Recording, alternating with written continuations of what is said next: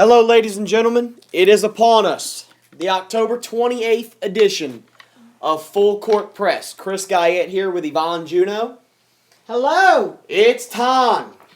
It's finally here. 5 months of no basketball. It's over. The NBA season begins tonight at 7 o'clock. A few games on tap tonight. We'll talk about those games. We'll talk about the general manager survey. We'll talk about the Clippers, Kobe, the Knicks, and all kinds of stuff here on Full Court Press. So let's start with this.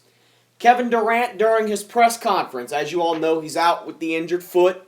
He'll be out until probably mid-December is what we calculated on the last debate, if I remember correctly. He says he won't rush back. Quote, the injury is a win-win. You agree or disagree with this, Yvonne Juno, and why? I don't know. What did he mean by that?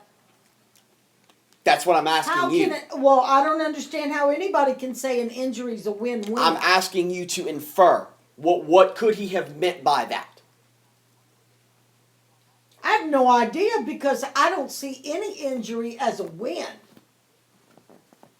In your mind, what do you think he meant? Well, in my mind, it's this simple.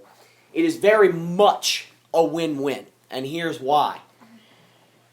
We talked about this last time. We have never seen the Oklahoma City Thunder without Kevin Durant. Never, ever, in the years that we've covered basketball. Correct. This is our first opportunity to see this Thunder team without Durant. Which means guys that normally don't get playing time are going to get playing time. Right. Now, I can see those guys. I can see those guys saying Durant, it's a win-win. Durant plays 38 to 42 minutes a game, okay? Right. It's going to transfer over into these other guys. You got to make up those 38 minutes. So more guys are going to get more minutes. There's your one win, okay? It's a win because guys deep on the depth chart, for a lack of a better term, in the rotation, get more playing time. They get experience on that floor. I absolutely agree. That's a win for those guys. Now, the second win in this situation belongs to the man himself, Kevin Durant. He's never been injured. As a player, you need to experience this. You need to experience, okay, what is it like to be injured? Okay, this is what it's like. Keep in mind, this is not an ACL. This is not anything devastatingly bad that's going to end his season. This is a foot fracture. It hurts, but you have to know what it feels like. You need to know, okay, this is what this is what being injured feels like. Okay? From that, you get to see how your team plays without you. And Durant will finally see just how big of a role he plays on this team. It shows him, and it brings along a whole new experience for Kevin Durant. Do you honestly think that's what he meant by that comment? I do, because I know Kevin Durant is a very classy guy. He's never been injured. That's the only thing he could have meant by that. No, it's not the only thing he could have meant by that. I agree with the part about allowing the bench players and going into depth to see just who's talented, who's not, who can step up to the task, who can be there when the chips are down. I agree with all that. But I think the second part of the win may be that he might be thinking, well, hell, if I'm going to get injured, I'd rather it be at the beginning of the season. Good point. Than towards the middle or the end of the season where they're going to rely on me a lot more than they will at the beginning of the season. That might be what he meant by that I'll throw in a third scenario. This is a win for Scott Brooks. Because you have to experience coaching without Durant in case it happens again. Good opportunity for him. Is that fair to say? Absolutely. Because if this happens down the road. Yeah, but wait a minute. I'm going to play devil's advocate here, though. This could also be very detrimental to the team. It's going to be. Okay, no. For the whole season. And you know why? Based on one word. recovery. If they do not allow him enough time, I don't care if they start and they lose every game till he can come back, which I know is not going to happen. I'm being melodramatic here. But even so, if they would lose every game until he can come back, you've got to let him come back at 100%, because if he re-injures a fracture, it's going to end up being a break. Or and worse. it's right. And then he'll be out for the entire rest of the season. I see it. I got you. Okay? So, if he's going to be injured, better to be injured now, in the beginning, so you know what you have to do. But don't make the guy rush to come back, and don't put extra pressure on him. And Kevin Durant is the type, as far as from what I can tell, just in the interviews and just with them, with some of the talks he's given and all that, he's going to be putting enough pressure on himself. Yeah. He's not one of those fly-by-night, I'm going to go pose for GQ until I'm well enough to play again. He's going to be at every game. He's going to work. He's going to be there. He's going to be supporting his team. He's going to be sitting there, and he's going to be driving him crazy that he's not on the floor. So he's going to be his own worst enemy in a way.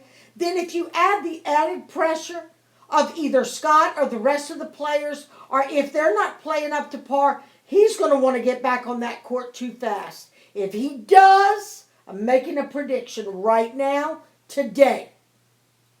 If he does not heal 100%, he's going to end up hurting himself and be out for the rest of the season. Some good inferences there by Yvonne. Question B.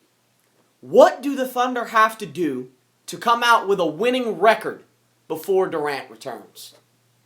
I don't know if they can come out with a winning record. Well, we projected it last time. We projected it last time, and they came out with a record of 14-13.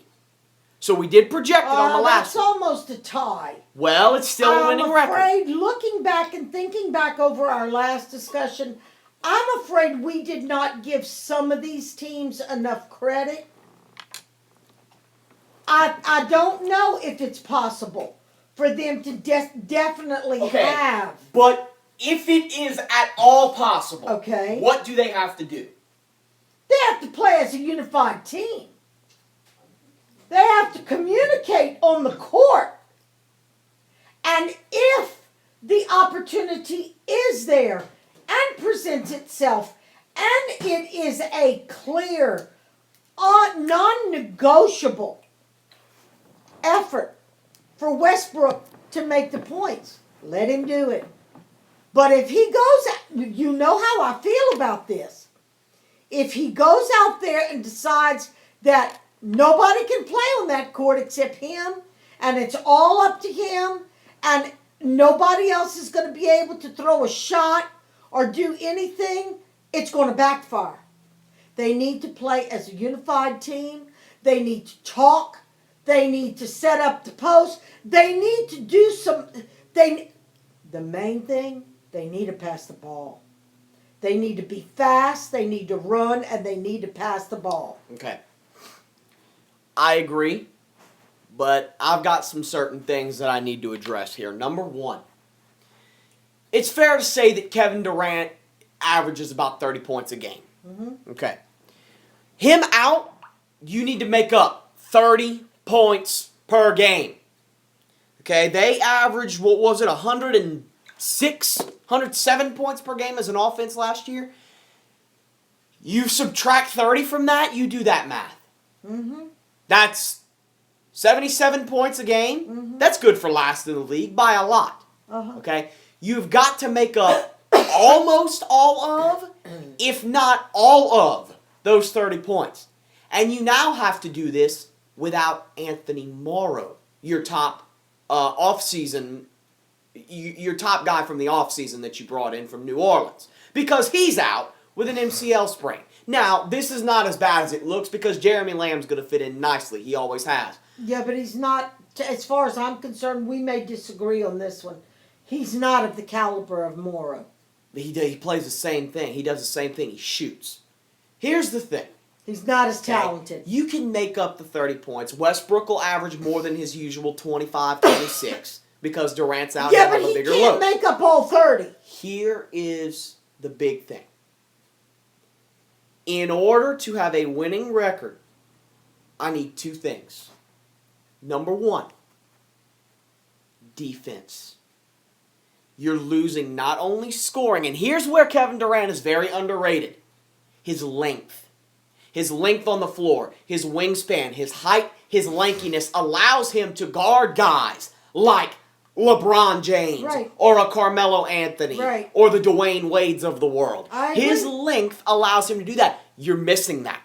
Okay? So you need to play the best defense possible. Number two, and I'm going to throw Without somebody taking chances. and I'm going to throw somebody else besides Russell Westbrook under the bus here. Serge Ibaka. Needs to step up. Fantastic power forward. One of the top 5 in the league. I have always said that. Don't forget, he's coming back too. They missed him in the playoffs last year, and it showed big time. Yeah. They'll have his defense back. They'll have his rebounding and his shot blocking. I need some offense. I need more than 14 points per game. Well, absolutely. Okay? I need it. Absolutely. Part He C. needs to step up. Part C to this question. Why? Okay, wait. Before we get to C, why do you think that he didn't step up when he came back? Well, he hasn't come back. What do you think would be detrimental to him to step up? What do you mean? Is there a reason that you feel that he might not play to his full potential? Because he's not well-rounded. He's a good jump shooter. He really doesn't have a post-hook shot. He's got some good post-up game. He's a good free throw shooter. But he's not... He's very good defensively, but he's 3/4 of the circle as far as offense goes. I Right. need that whole circle to be filled. Right. I'm not asking this guy to shoot threes. I'm not Right. asking this guy to play make. Right. I'm saying I need some contribution. Because he's intimidated I by need- Westbrook. I need some contribution. You see that? No. You don't see No. that he would rather throw the ball to Westbrook and let Westbrook take the shot. No, Ibaka plays on the inside. No. Okay? Part Let's C. see. And this is an interesting one. Is Scott Brooks under the most pressure of any head coach in the league? If so, why? If not, who is? He's under a lot of pressure, but I don't know if you can say there's a coach that's got the most pressure. I mean, look at the spot Pop's in right now. Popovich is in a very bad spot right now Because you're expected to repeat. because I thought San Antonio was a shoo-in for a repeat. I still think they are. Okay? That means he's under a hell of a lot of pressure. Mhm. They're talking about the Clippers maybe winning the whole thing. I can see that. Where does that put Doc? Okay. I mean, it depends on what level of pressure you're talking Scott about. Brooks is under a tremendous amount of pressure course because you he have to is. coach without Kevin Durant. Yeah. Okay? He's not under the most pressure in the league. I'm going to throw a couple of names at you here. Okay? I mean, Steve Nash is not playing. You want to talk about some pressure? Byron Scott. Right. They gave I'm up gonna throw- 3 draft picks to get Steve Nash. I'm going to throw a couple of names at you here. I'm going to throw the name of Steve Kerr at you. Golden State. Yeah. His first year.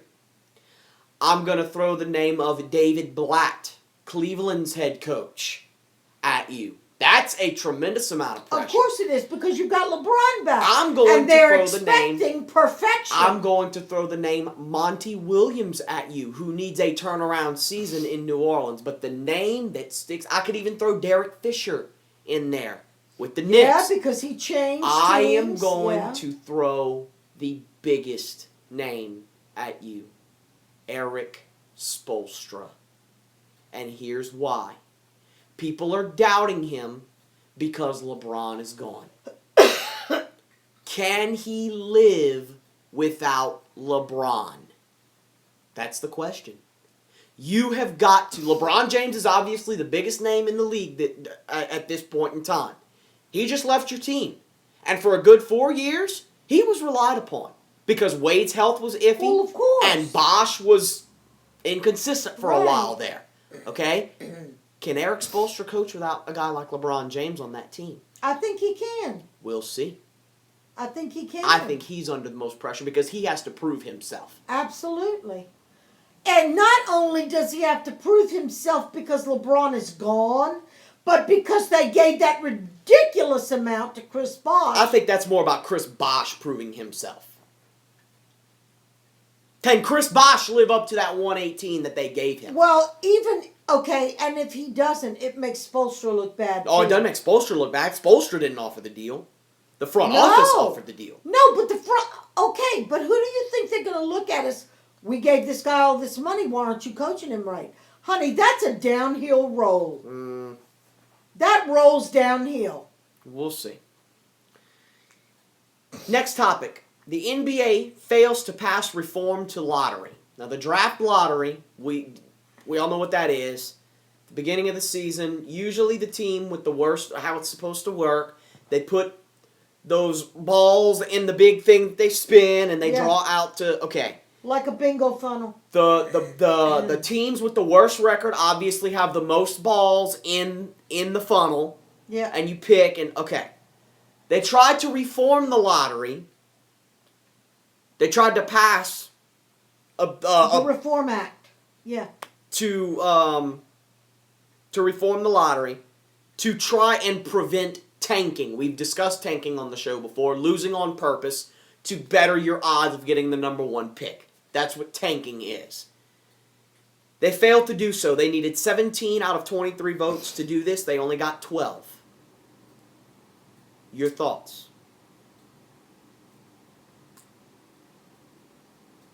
I have mixed feelings about all that. I say don't fix it if it ain't broke. I've always Well, said that's the next question. And should the lottery be reformed? Why or why not? Don't fix it if it ain't broke. It worked for all these years. And nobody can tell me. It's kind of like saying all of a sudden tomorrow there's not going to be any betting on boxing matches. Really? You can control that? Okay, same difference. With tanking. Do you honestly think that just because you say, no tanking allowed, that they're not going to, and how are you going to prove it even if they do it? Right. Okay? So don't fix it if it ain't broke. Here's okay, and I'm going to throw something at everybody here, okay? Should it be reformed? Probably. But what are your other options? it's not going to stop the tanking, but and I don't have much to say about this. I just have a very interesting stat. Okay? The past 4 years. And this makes you wonder, does tanking even work?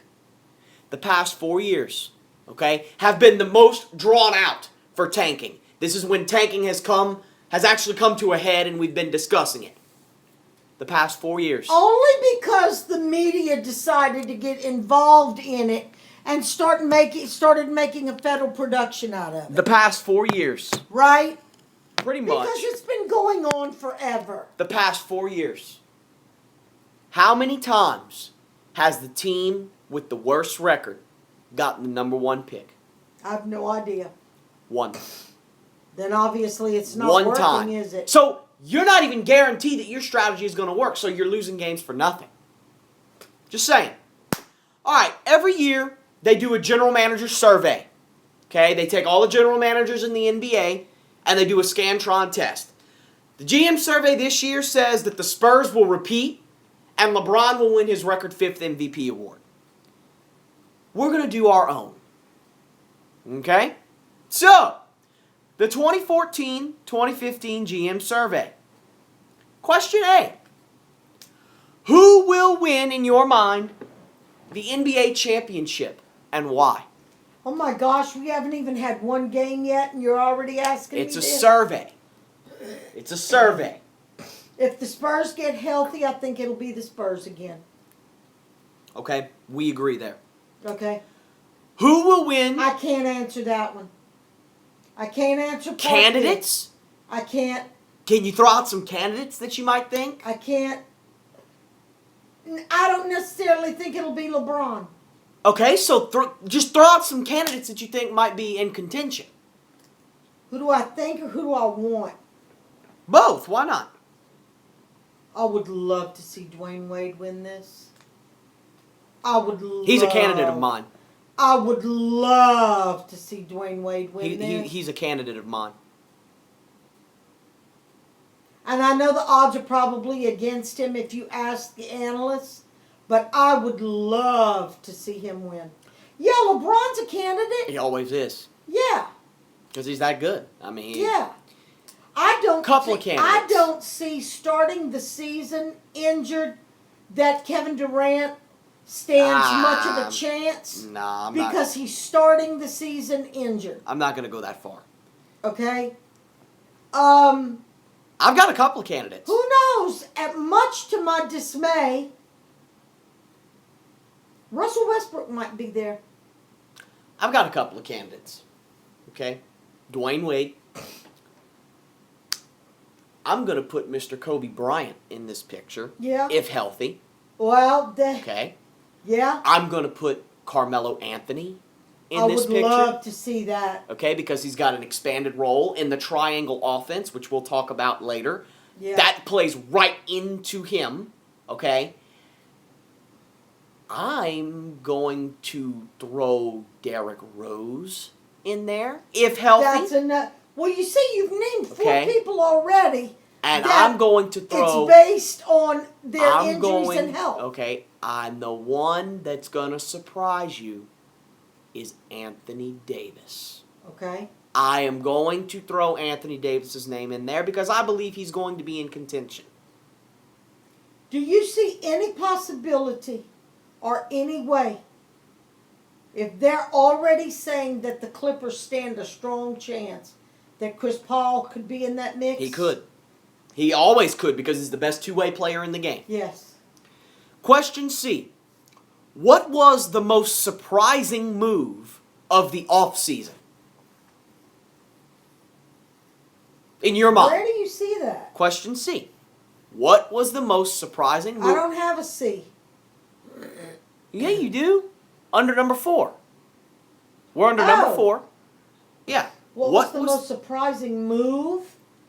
Like getting rid of somebody or bringing in somebody or of the offseason or a coach or anything. Anything that happened during the offseason. Well, the most surprising move was probably the billionaire that bought the team. Steve Ballmer? Yeah. But it was surprising, but it wasn't because something had to be done. Something had to be done. Okay? So that was a surprise. LeBron going back to Cleveland was a surprise. It had been discussed. It had been talked about. Honest to God, I did not think it was ever going to really happen. I really didn't. I thought it was just hype. I knew when they lost the finals to the Spurs. I thought it was just hype. I had a feeling. Really?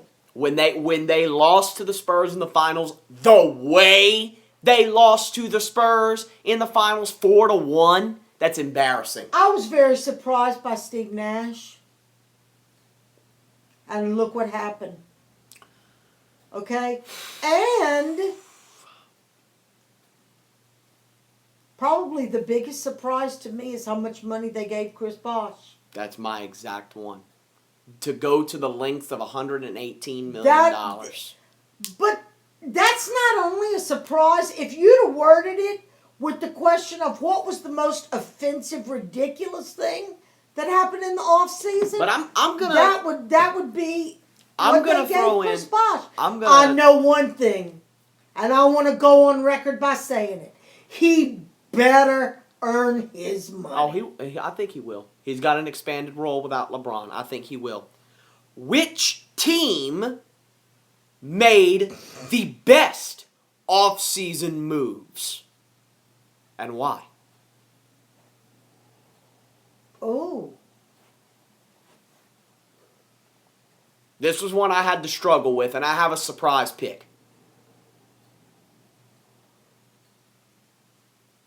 Wow. I have a couple of candidates. Well, me too. And the first one that came to my mind immediately, justified or unjustified, it doesn't matter. I would have to say Dallas. Really? Yeah. Parsons, Uh-huh. Chandler. Uh-huh. Dirk's still there. You got Parsons now. You got... Yeah. You're going Dallas? Because I could totally understand if you did. Yeah. Okay? That's the first one that came to my mind. I've got a Now- couple of candidates. Now, I could name a couple of others, but... I've got a couple of candidates. I would have to say Dallas. I have to include Cleveland. I have to. Of course. Okay? Of course. I thought the moves that Chicago made were pretty good. Bringing Pau Gasol in, drafting Doug McDermott. I agree with your Dallas logic. I'm going to say the Knicks. Re-signing Carmelo Anthony Oh, well, of was course. the biggest thing you could have done. Oh, I hadn't even thought about The To big me, trade. That was a given. The big trade to get Calderon over there and all these guys. Tim Hardaway Jr. improving. He's Yeah. got a new rookie contract. Yeah. I like the Knicks. I mean, I like where they're going with their franchise. Even though they lost Tyson Chandler, and that hurts. Do you realize? I like what they did. I'm doing hypothetical here. Do you realize how the deck would be stacked and what kind of team they would have if Tyson had stayed? Hey, Do you think they're in playoff contention? right now, yes. Do you see that they could possibly win the whole thing? Are they at that level, or is it going to take you watching them play a few games for you to know? It's going to take me watching a couple of games because of the whole new offensive scheme. You can't say if they had the same offensive scheme, I'd say yeah, of course they can. Any team with Carmelo Anthony on it can win a championship. I'm sorry, it's the truth. Okay? Do you think that they would stand a much better chance if Tyson had stayed? They would be a more formidable team. Yeah. But I you've think got a they- I whole think they'd new be offense. formidable too. You've got a whole new offensive game Yeah. plan. You're I have right. to see him play. Okay. Who will win Rookie of the Year? And why? You've got a couple of candidates, Andrew Wiggins, Jabari Parker. Is it fair to say Jabari Parker out of Duke, playing for Milwaukee? Is that fair to say? Yeah. Okay. Yeah. That's what I thought. Who will win Coach of the Year? Now, that depends. If Spoelstra can pull this out without LeBron James, he's a shoo-in. If he can pull this out, not necessarily win the whole thing, but if he can get them to the finals without LeBron, not only will he win it, but he should win it, and he will deserve to win it. So you're going Spoelstra. Absolutely. Now, on the other side, the flip side of the coin, if people don't get well, if people are not going to be able to play, and Pop pulls it out with all those injuries and without those key players, then Pop should win. So Spoelstra or Popovich? Yeah. Monty Williams. Straight up, done. Monty Williams from New Orleans. My surprise pick. New Orleans is going to have a breakout season. They're going to You have a know 45-plus win season. In this particular, New Orleans. In this particular instance, I hope I'm 100% wrong and you're right. Because nothing would make me happier than to see the Pelicans win. Going on head coaches, which active player would make the best head coach and why? Chris Paul. I agree. That was a redundant question. Best point guard in the NBA. Chris Paul. Okay, we both agree on that. Best shooting guard in the NBA. This is one we always have trouble with.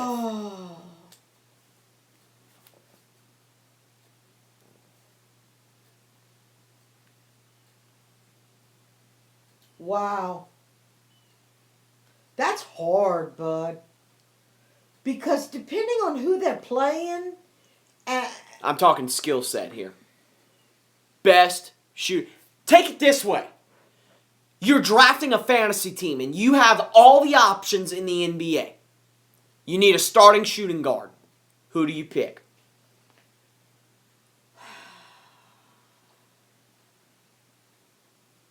I can't answer that. Kobe Bryant. Case and point. Dwayne Wade is a very close second. See, I was going to say Dwayne. Kobe Bryant. We haven't seen him play in a long time. He is still Kobe Bryant. Well, where does Carmelo fit into that? He is a small forward. Oh, that's true. the next position. That's true. Kobe Bryant. Best small forward in the NBA. Melo over Durant. Yes. I agree. Yes. Best power forward in the NBA. I don't think there's a question here. Go ahead. LeBron. Because I don't consider LeBron a 3. No. LeBron is a 4. No. LeBron is a hybrid 4. Now, I really want to get your take on this. Oh my gosh. The best center in the NBA is who? I know you're going to say Dwight Howard. No, I'm not. You're not. No, I'm not. Okay. Not anymore. Last year, he was. Not this year.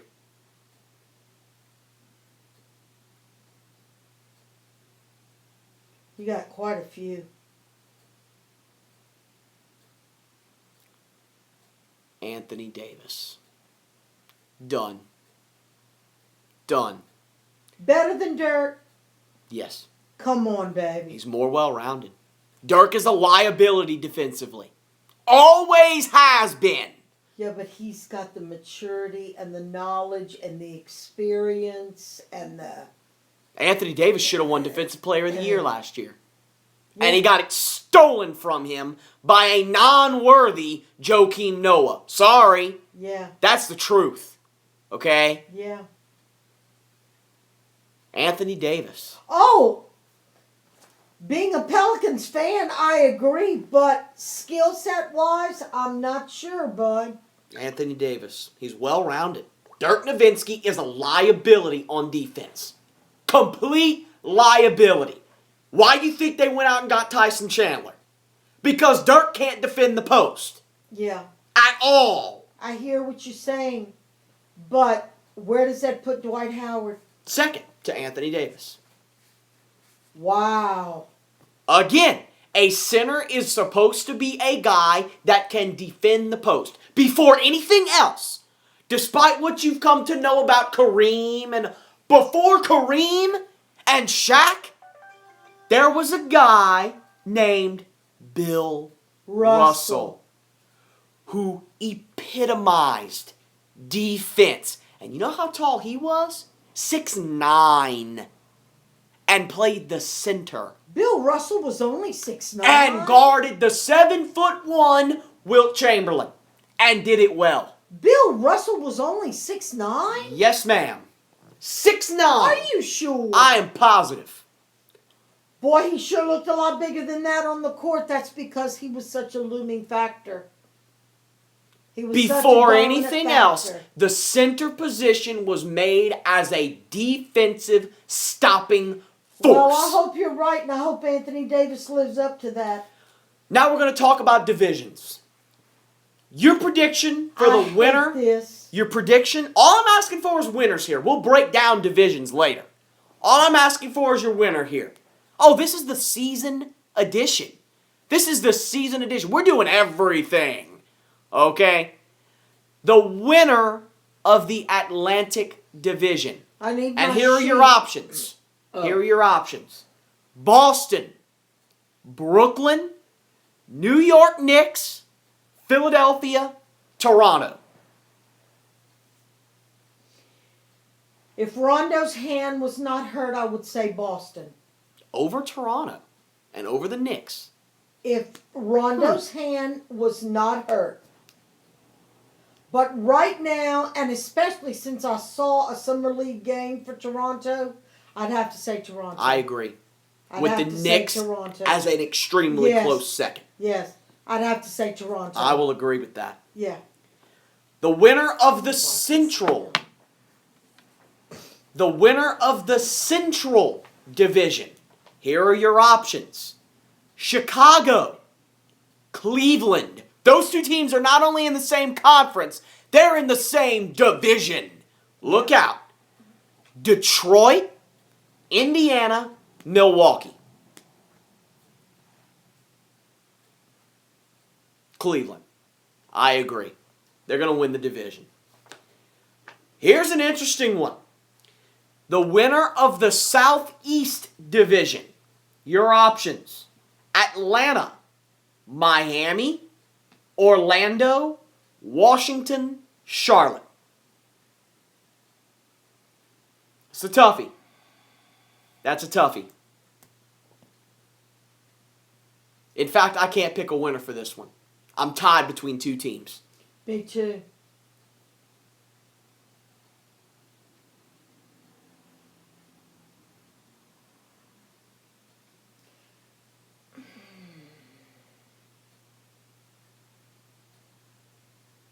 I'm going to have to say Miami. I am tied between Miami and Washington. That's what I was going to say. But if there That's is... exactly what I was going to say. But I'm hoping Washington does not start the way they did last season. If there is a slight edge, I have to go in favor of Miami because of the fact that Bradley Beal is out for the first 2 months of the season. Right.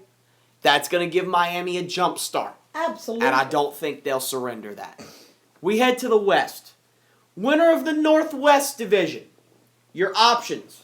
Denver, Minnesota, Portland, Oklahoma City, Utah. Wow.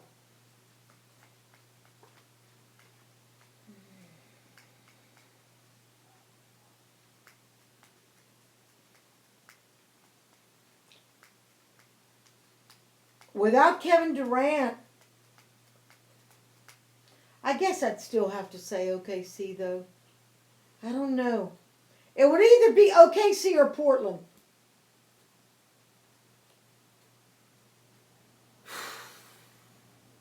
That's tough. It's As not going to be much- Utah, and it's not going to be Denver.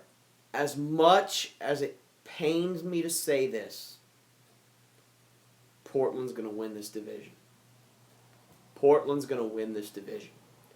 Kevin Durant being out until December. Well, we don't know what they're going to do. It We don't know just- how they're going to act. We And don't know how they're Portland's gonna schedule, up until the time Durant returns, perform. Right. is way too easy. They're going to jumpstart. Same thing with Miami. Well, yeah. And once you've got that really big lead, it's so hard to play catch up. Winner of the Pacific Division. Your options. Golden State, LA Clippers, LA Lakers, Phoenix, Sacramento. Very tough division. Very tough division. These are the two toughest divisions coming up.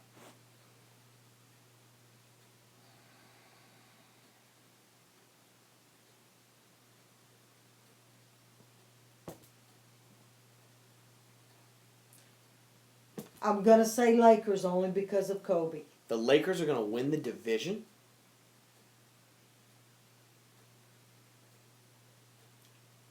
My gut tells me what I want is for the Clippers to win. That's who's going to win. They're too good. They're a team.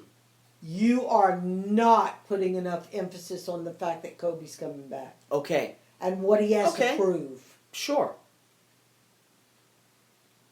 Tell me the starting lineup for the Lakers on opening night tonight. Yeah. Kobe. Jeremy Lin, Kobe Bryant, Yeah. Wesley Johnson. Keep in mind you're missing Nick Young. Carlos Boozer, and Jordan Hill. That just doesn't stack up with the Clippers. It just doesn't. You're right. It just doesn't. I'm just thinking about Kobe's mindset. I and what wish. he's got I to wish. prove. But ultimately it comes down to a team. You wish. You love the Clippers. But I love Kobe more than I love the Clippers. I'm a Kobe fan until the day I die. And now, the winner of the Southwest Division. Of course, your options are Dallas, Houston, Memphis, New Orleans, San Antonio. That's not fair. That's the hardest division. Oh, it's stacked. Oh, who do I want or who do I think? Or who I mean, really? I want the Pelicans to win. They've got a chance. They've got more of a chance than people are giving them. Yeah, but I don't think it's going to be them. San Antonio. No, not necessarily. San Antonio. Not if their injuries are still. San Antonio. No, I disagree. San Antonio. Dallas. Well, we're going to agree to disagree on that one. Dallas is going to win this division. Yep. Being that Kawhi Leonard's only out for a week. Dallas is going to win this division. I think Dallas is going to win. Why? I just do. Why? You have to have a reason for that. To Because pick them over the defending champions? You have to have a reason for that. San Antonio's got too many things going against it right now. Kawhi Leonard's out for a week. He'll be back before they even touch Dallas after tonight. Okay? And Thiago Splitter. Okay, so you put in Boris Diaw, who played more of a role than Splitter did in the finals. Boris Diaw is fantastic. You got to have a reason for picking Dallas over the champions.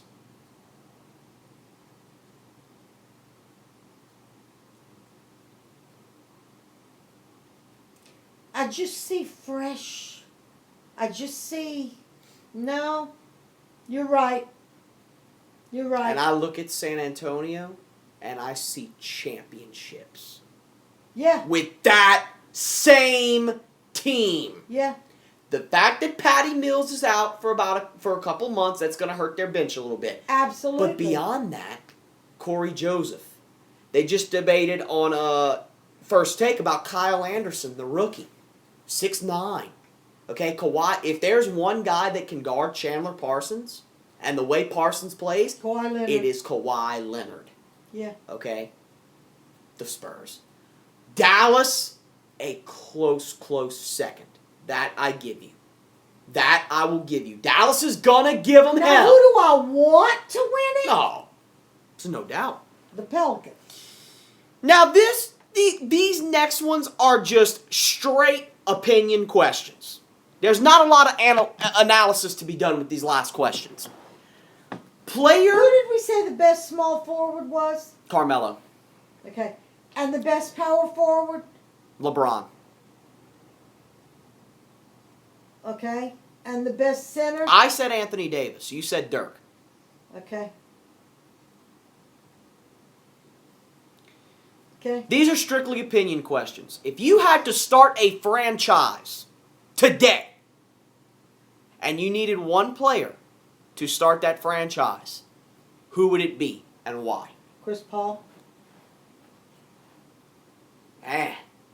Chris Paul for everything, huh? Chris Paul. Kobe Bryant.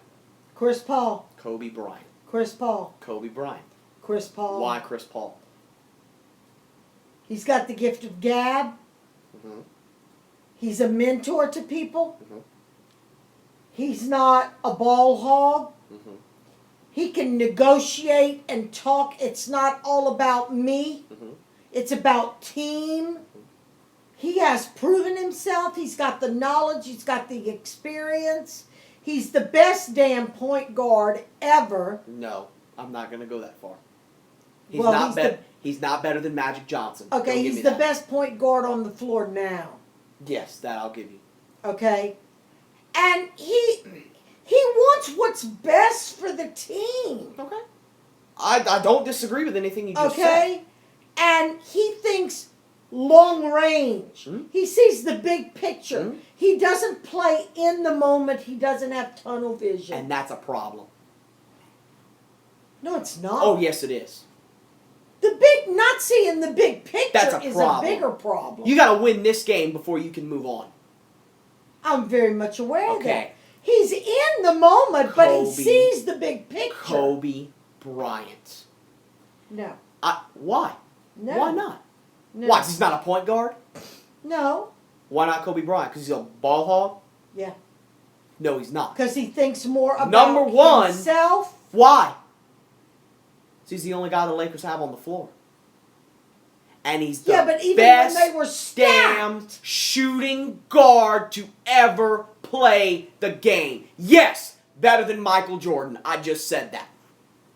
He has more. I can't believe you said that. He has more of a killer instinct than Jordan did. You gotta have more than the killer He instinct. has more than a Okay, killer wait a instinct. minute.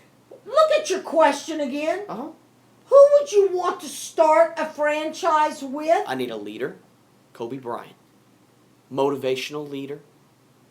No. I Outspoken don't leader. see Are him you being- kidding I me? don't see him being more motivational than Okay, let me Chris ask Paul. you this. Can Chris Paul put a team on his back? Can Chris Paul put a team on his back and carry the team? When they need somebody to carry the team, We've seen him do it when? when he was with the Hornets Why? because he had to. Because he was the only damn player on the floor. And that's the only reason Kobe does it too. Because he can. And Because that's the he type has to. That's the type of player he has been, always has been, is, and always will be. Kobe, I love Kobe, don't get me wrong. But when push comes to shove, Kobe is more of an eye player than a team player. That's why he has 5 rings. Okay. Okay. And how many does Chris Paul have? Okay, but Kobe you're not going to try to say that. You got to start a franchise today. You need not only experience, you need championship experience. Chris Paul, I love Chris Paul. I have always been a Chris Paul lover. That's who I would Okay. like to start my franchise with. He has no idea what it takes to win a championship. None. Because he's never even been there. Kobe's been there and done it 5 times over. Because he was surrounded by people that he could... That's crap. No. That's crap. No. That's crap. He didn't win those games by himself. 2009, Yvonne. He 2009. did not win those games by himself. 2009. Who did he have on his team? You cannot win a game Come by on! yourself. Did he not beat the Boston Celtics, the defending 2008 champions? The Boston Celtics. Rondo, Allen, Pierce, Garnett, Perkins, Eddie House off the bench. And who did the Lakers have? Kobe and an injured Pau Gasol. And who won the championship? In how many games? The Lakers in 7. You asked me who I would want to start my franchise. Oh, and then there's another one. Does Chris Paul even know the meaning of the word clutch? We're not talking about clutch players. But you need that. If we're talking about In clutch your star players, player. we need to talk about Paul Pierce. Wait, but don't you expect your star player, your star player, to come through in the big moments? Don't you kind of expect that? I would want to start my franchise with Chris Paul. You're avoiding the question. Nope. Yeah, you are. No, I'm not. Why are you not answering me then? Because he's a more well-rounded individual. Individual, okay, great. an individual to overlap into your team. Goose egg. Goose egg. No championship experience. Has not even been there. Look at his team. How do you not make it to a championship with that team? Because you don't know the meaning of the word clutch. Yeah, you're looking at the big picture. But guess what? Come playoff time, you got to play in the moment, son. In the moment. You've got to win this game before you can move on. He doesn't know the meaning of that. You did not ask the question about a single game. You Oh my said, God. You're the one that brought up he sees the big what picture. player would you want to start a franchise with? I would want Chris Paul. But you're the one that brought up the fact that he sees the big picture. That's right. And that's a problem. Come playoff time, that is a problem. You have to win one game at a time. Okay, you've already got them doing the playoffs. I'm talking about starting a franchise, starting a team. You need somebody who's going to look long range, not just at this particular moment. I know it takes winning one game at a time before you get to the finals. You've already got them in the finals. You said start a franchise. I want to start my franchise with the most well-rounded person who can see down the road to get to that final.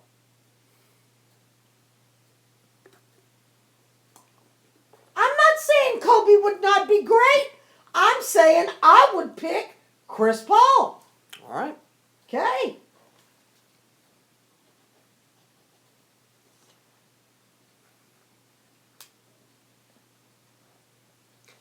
Player most likely to have a breakout season. And why?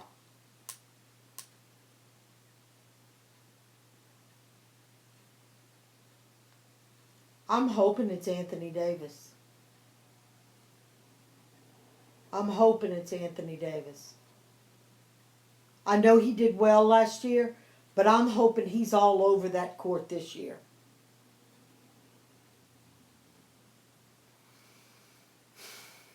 What do you consider a breakout season? Because if season that comes out of nowhere. A guy that is overlooked, or you don't expect to have this spectacular season, and all of a sudden he just...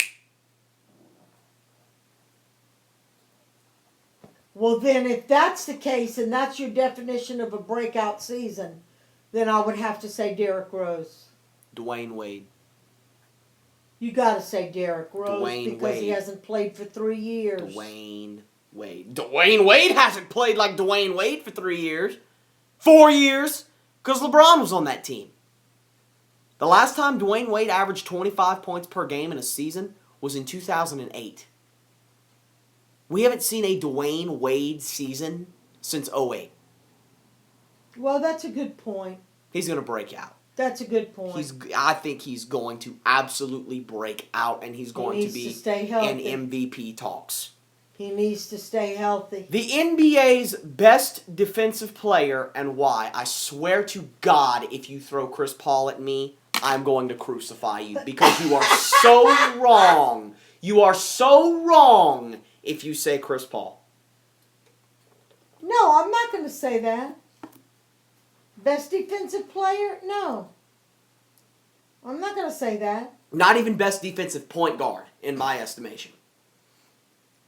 Because that throne belongs to a guy named Rajon Rondo. Healthy, yeah. Okay. You need to get over the fact that I would want Chris Paul to start my franchise. Because I think your reasoning is wrong. No, my reasoning's right on. No, I don't think so. If you had to start a business, you'd want somebody that's very well-rounded. But Kobe's not well-rounded? we've moved Excuse on. me. Wait, Kobe's not well-rounded? No, not like Chris is.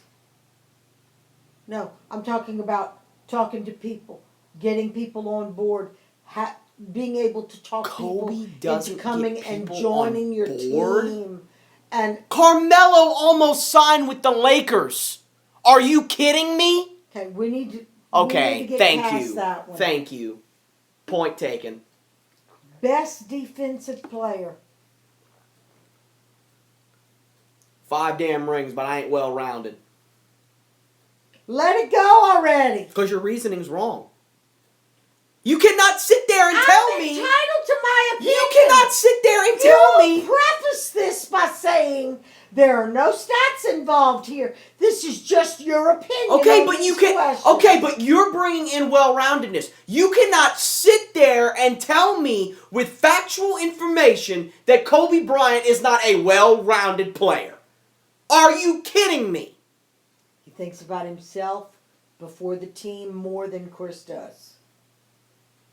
Because he knows how to take over a game.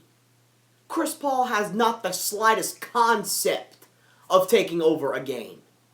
But When's the last time you've seen Chris Paul take over a game and not pass it to Blake Griffin? I'm talking Argue about that. when he was in New Orleans. That's 6 years ago. Okay. Right now. Live in the moment, Yvonne. I know what he can do. Okay, can. But I'm going to throw it to Blake instead. Okay, CP3. You're avoiding it. Because you know I'm right. You know I'm right. I'm not answering any more questions. You went on record and said that. I'm not answering any more questions if this is going to be a shouting match. It's not going to be a shouting match. This is full court press. This is what we do. But you're avoiding me. You're avoiding the fact that he takes a second wheel to Blake Griffin. Does he not? Okay, I'm an emotional person. You have told me that more than once. Okay, so am I. No, you're being Stephen A. Smith right now. I'm not being Stephen A. Smith. I'm giving you factual information that you have been on the record as saying. That Chris Paul needs to stop passing the ball to Blake Griffin. Is that not fair? Is that not fair? That in big moments, Chris Paul needs to take over the game. Absolutely. Okay. If he would do that and stop passing it You to number asked 32. me who I would pick to start my franchise. And you're talking to me about well-roundedness. A well-rounded and player. I said Chris Paul. And that's fair. Okay. But you bring in well-roundedness to this, and you cannot sit there and tell me that Kobe Bryant is not well-rounded. With factual information. You can't do it. Best defensive player.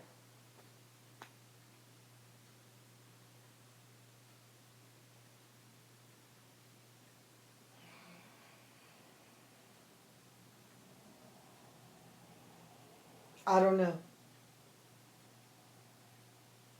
Because there's good and there's bad points about several.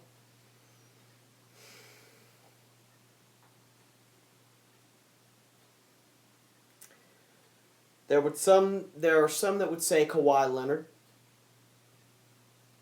because of what he did in the finals. There are some that would say Anthony Davis. But I'm saying LeBron James. Can guard all 5 positions. He's fast, he's strong, he's big, he's mobile. He gets blocks from the frickin' Milky Way. Okay, you don't even see it coming. What about Carmelo? He's okay. Carmelo can guard LeBron James. He can. Okay. Okay? But Carmelo rarely gets blocks. He's a good rebounder.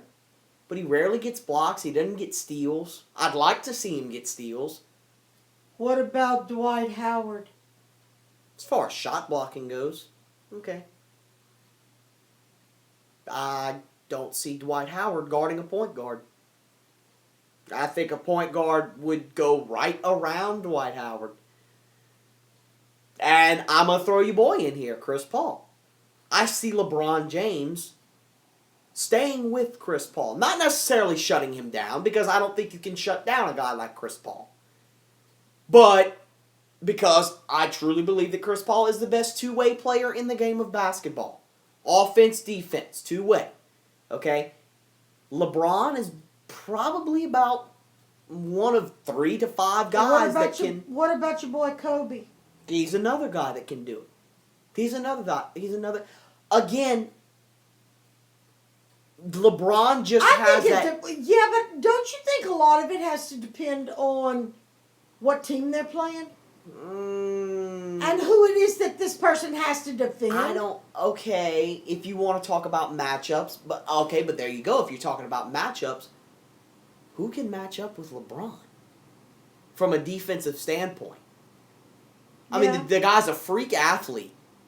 And he just has that defensive instinct about it. Dirk is a good match for LeBron. Offensively.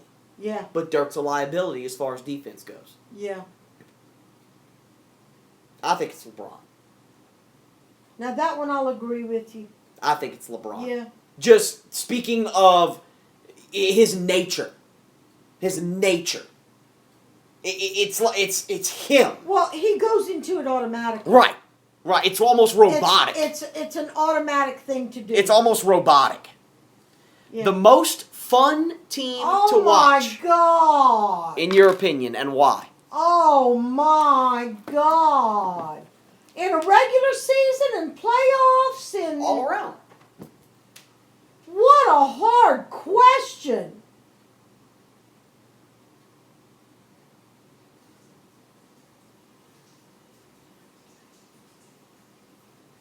Wow.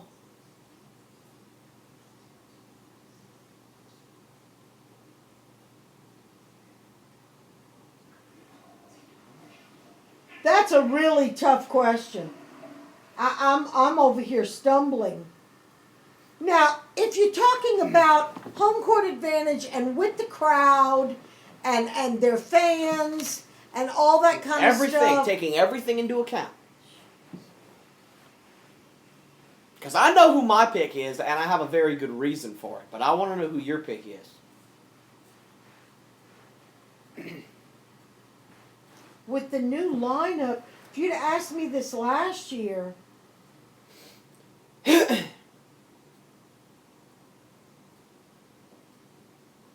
wow. It's a tough question. That's a very, very tough question. I'm going to have to say San Antonio. That is my exact pick.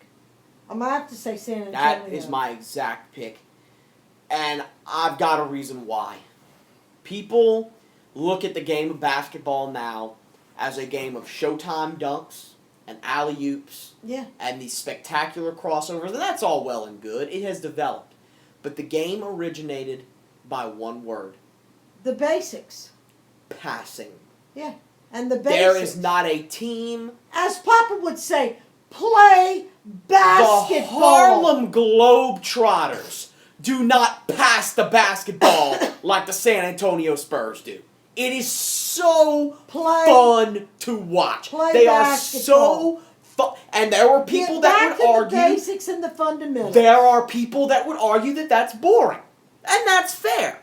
To you, fundamentals might be boring. But fundamentals wins games. That's what wins games. That and standing at the free throw line. And if you can't make your free throws, and you have no business being in the NBA. And number 9. Who's that? Oh, Tony Parker? Yeah. Is that? Yeah. Tony. Yeah. Yeah. If you can't make your free throws, you shouldn't be in the NBA. And the last question. Now, there question. are people that would say that Golden State is and I would agree with that. That's what they I are exciting. Said. But you know what? The crowd makes them fun to watch. Because the crowd gets so involved. Well, and they're fast-paced, and they shoot a lot of threes. Right. Right. Now, this is a very interesting question. Oh, my God. With the game on the line, who do you want to take the final shot, and why?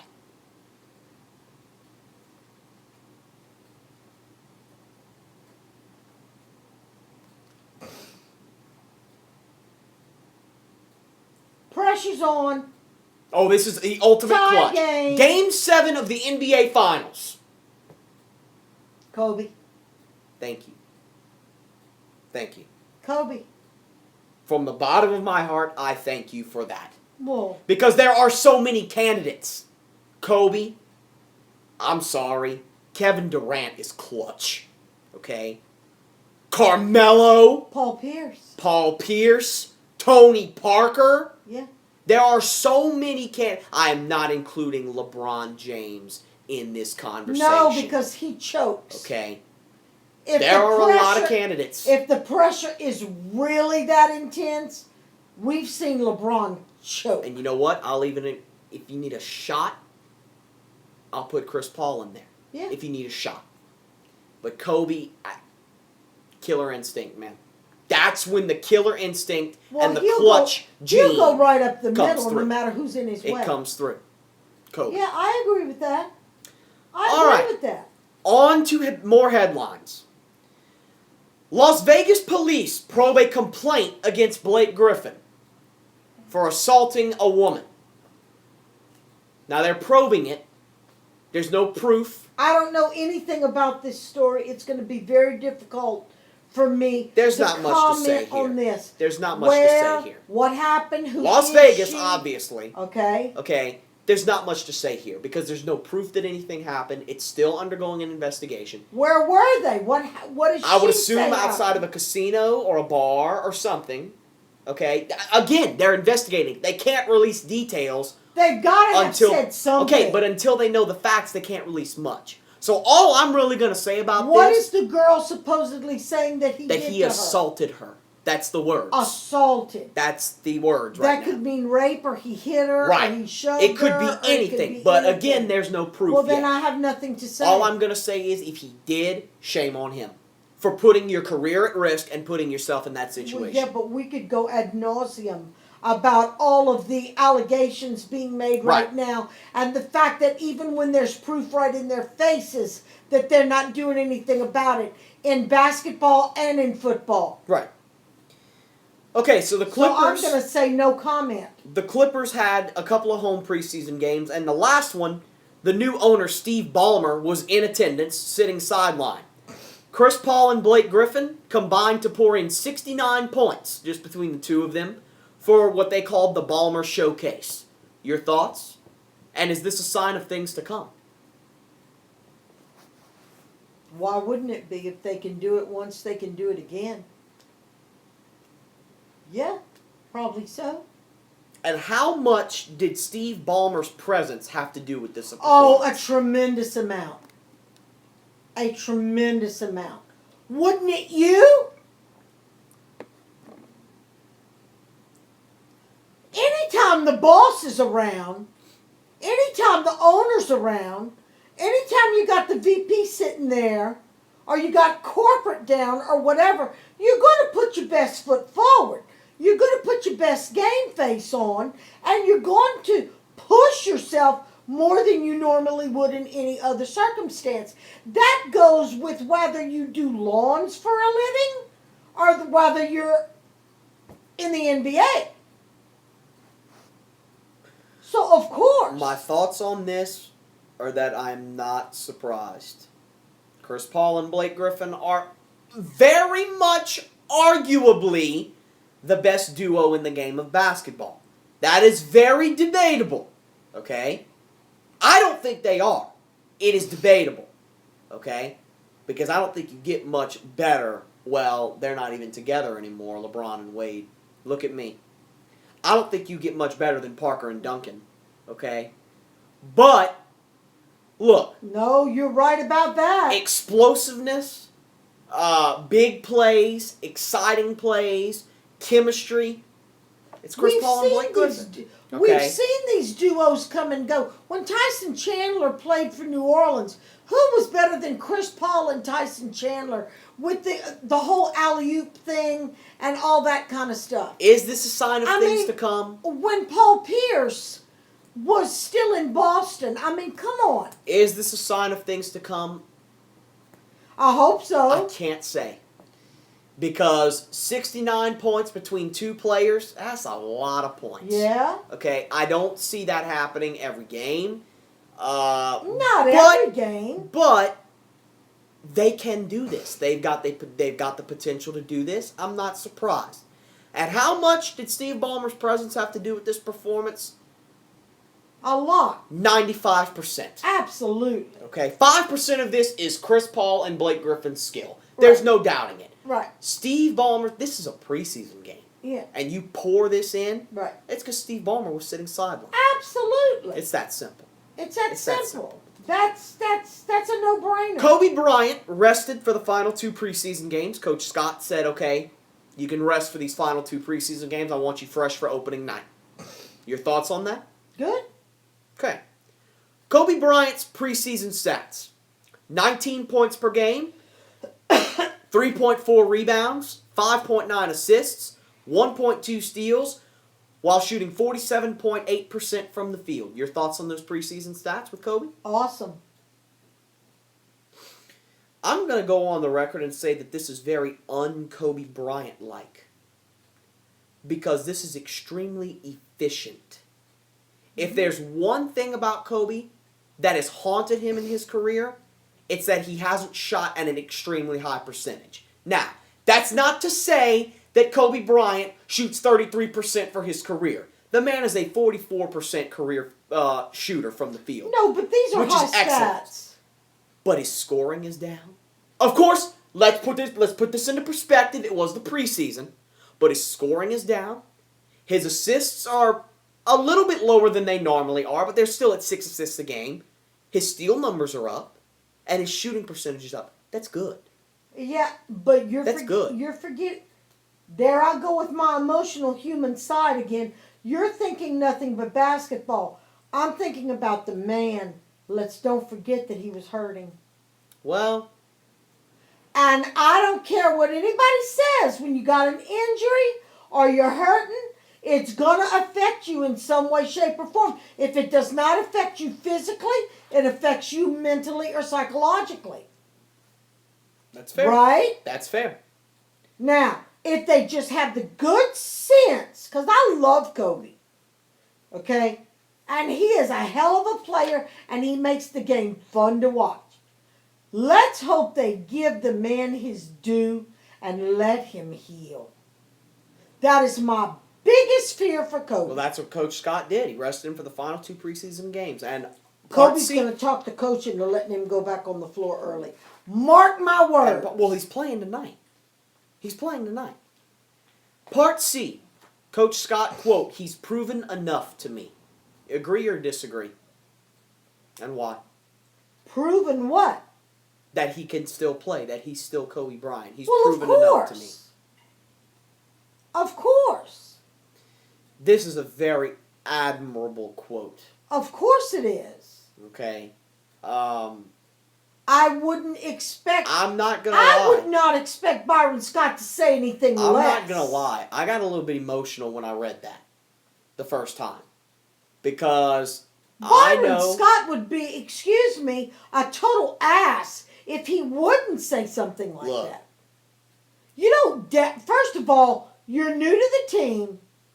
Kobe's been out. He's hurt. He's coming back. You had to play without him. You want to get in. You want this guy on your side.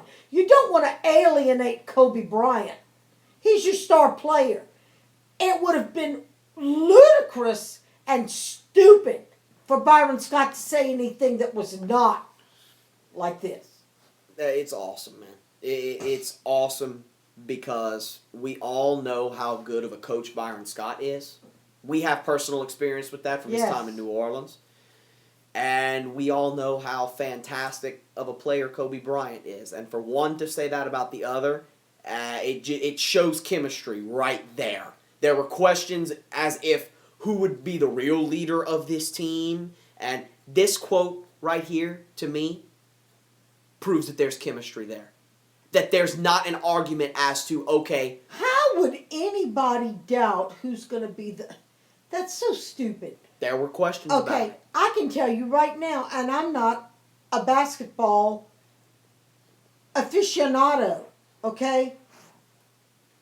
In the locker room and at practice, Byron Scott's in charge of the team. When they get out on the court, if there are plays that need to be called or a decision has to be made, we all know who's going to do it. Kobe's And going that's to the do way it. it should be. That's the way it is. If you got a good star player and you got a good coach, they feed off of each other. Right. John Wooden said, with his little hat on and his legs crossed and his arms folded, I taught you everything I could during practice and before the season started. If you don't know what you're doing by the time you get out on the court, I can't teach you. Sources. Michael Carter Williams, reigning Rookie of the Year. He's injured. He eyes a November 13th return. Your thoughts? First of all, he should not have been Rookie of the Year, but that's another whole subject matter. He's good, but he wasn't that good.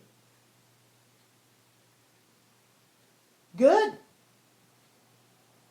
I'm glad he's coming back again. Again. Like I say with everybody who's injured. Kobe is a perfect example of that. He came back too fast, and look what happened. When Chris Paul had the torn ACL, remember that? And had surgery. He came back a little too fast, had to sit out I don't know how many more games after that. You don't rush these guys to come back.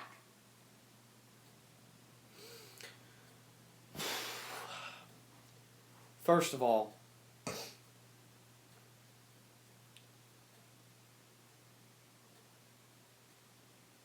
great, okay, because Philadelphia needs him. Absolutely. Secondly, I can argue your statement that he didn't deserve Rookie of the Year. I can argue that, okay? The only guy that I could see that even ran a race with Carter Williams last year was Tim Hardaway Jr.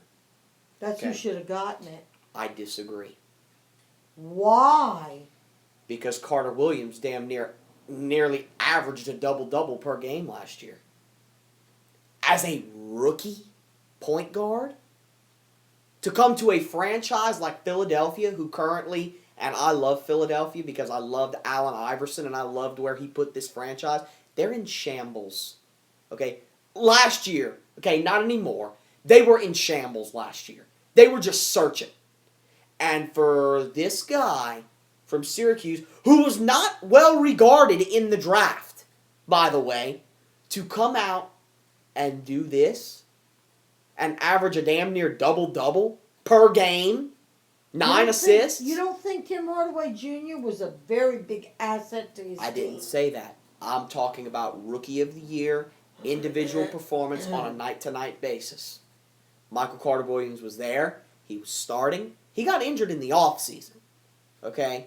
He was there. He started. He contributed every night. Every night on a consistent basis. And you don't think Anthony Davis should have gotten it either? Anthony Davis was not a rookie last year. Oh, that's true. Anthony true. Davis should have gotten Defensive Player of the Year. Yeah. But that's a whole different subject matter. Okay? Michael Carter Williams was very deserving, in my eyes, of Rookie of the Year. Okay. As was Tim Hardaway Jr. But to average a double-double as a rookie with a franchise in the state that Philadelphia was in last year, that's pretty admirable. They were That's pretty floundering. admirable. Now, how important is Carter Williams to this Philadelphia Very. franchise? Very. He's very important. First of all, let's start off with the fact that he's the point guard. Yeah. Most important position on the floor. Yeah. Okay? I mean, and he's a hybrid. Don't forget, this guy's 6'6".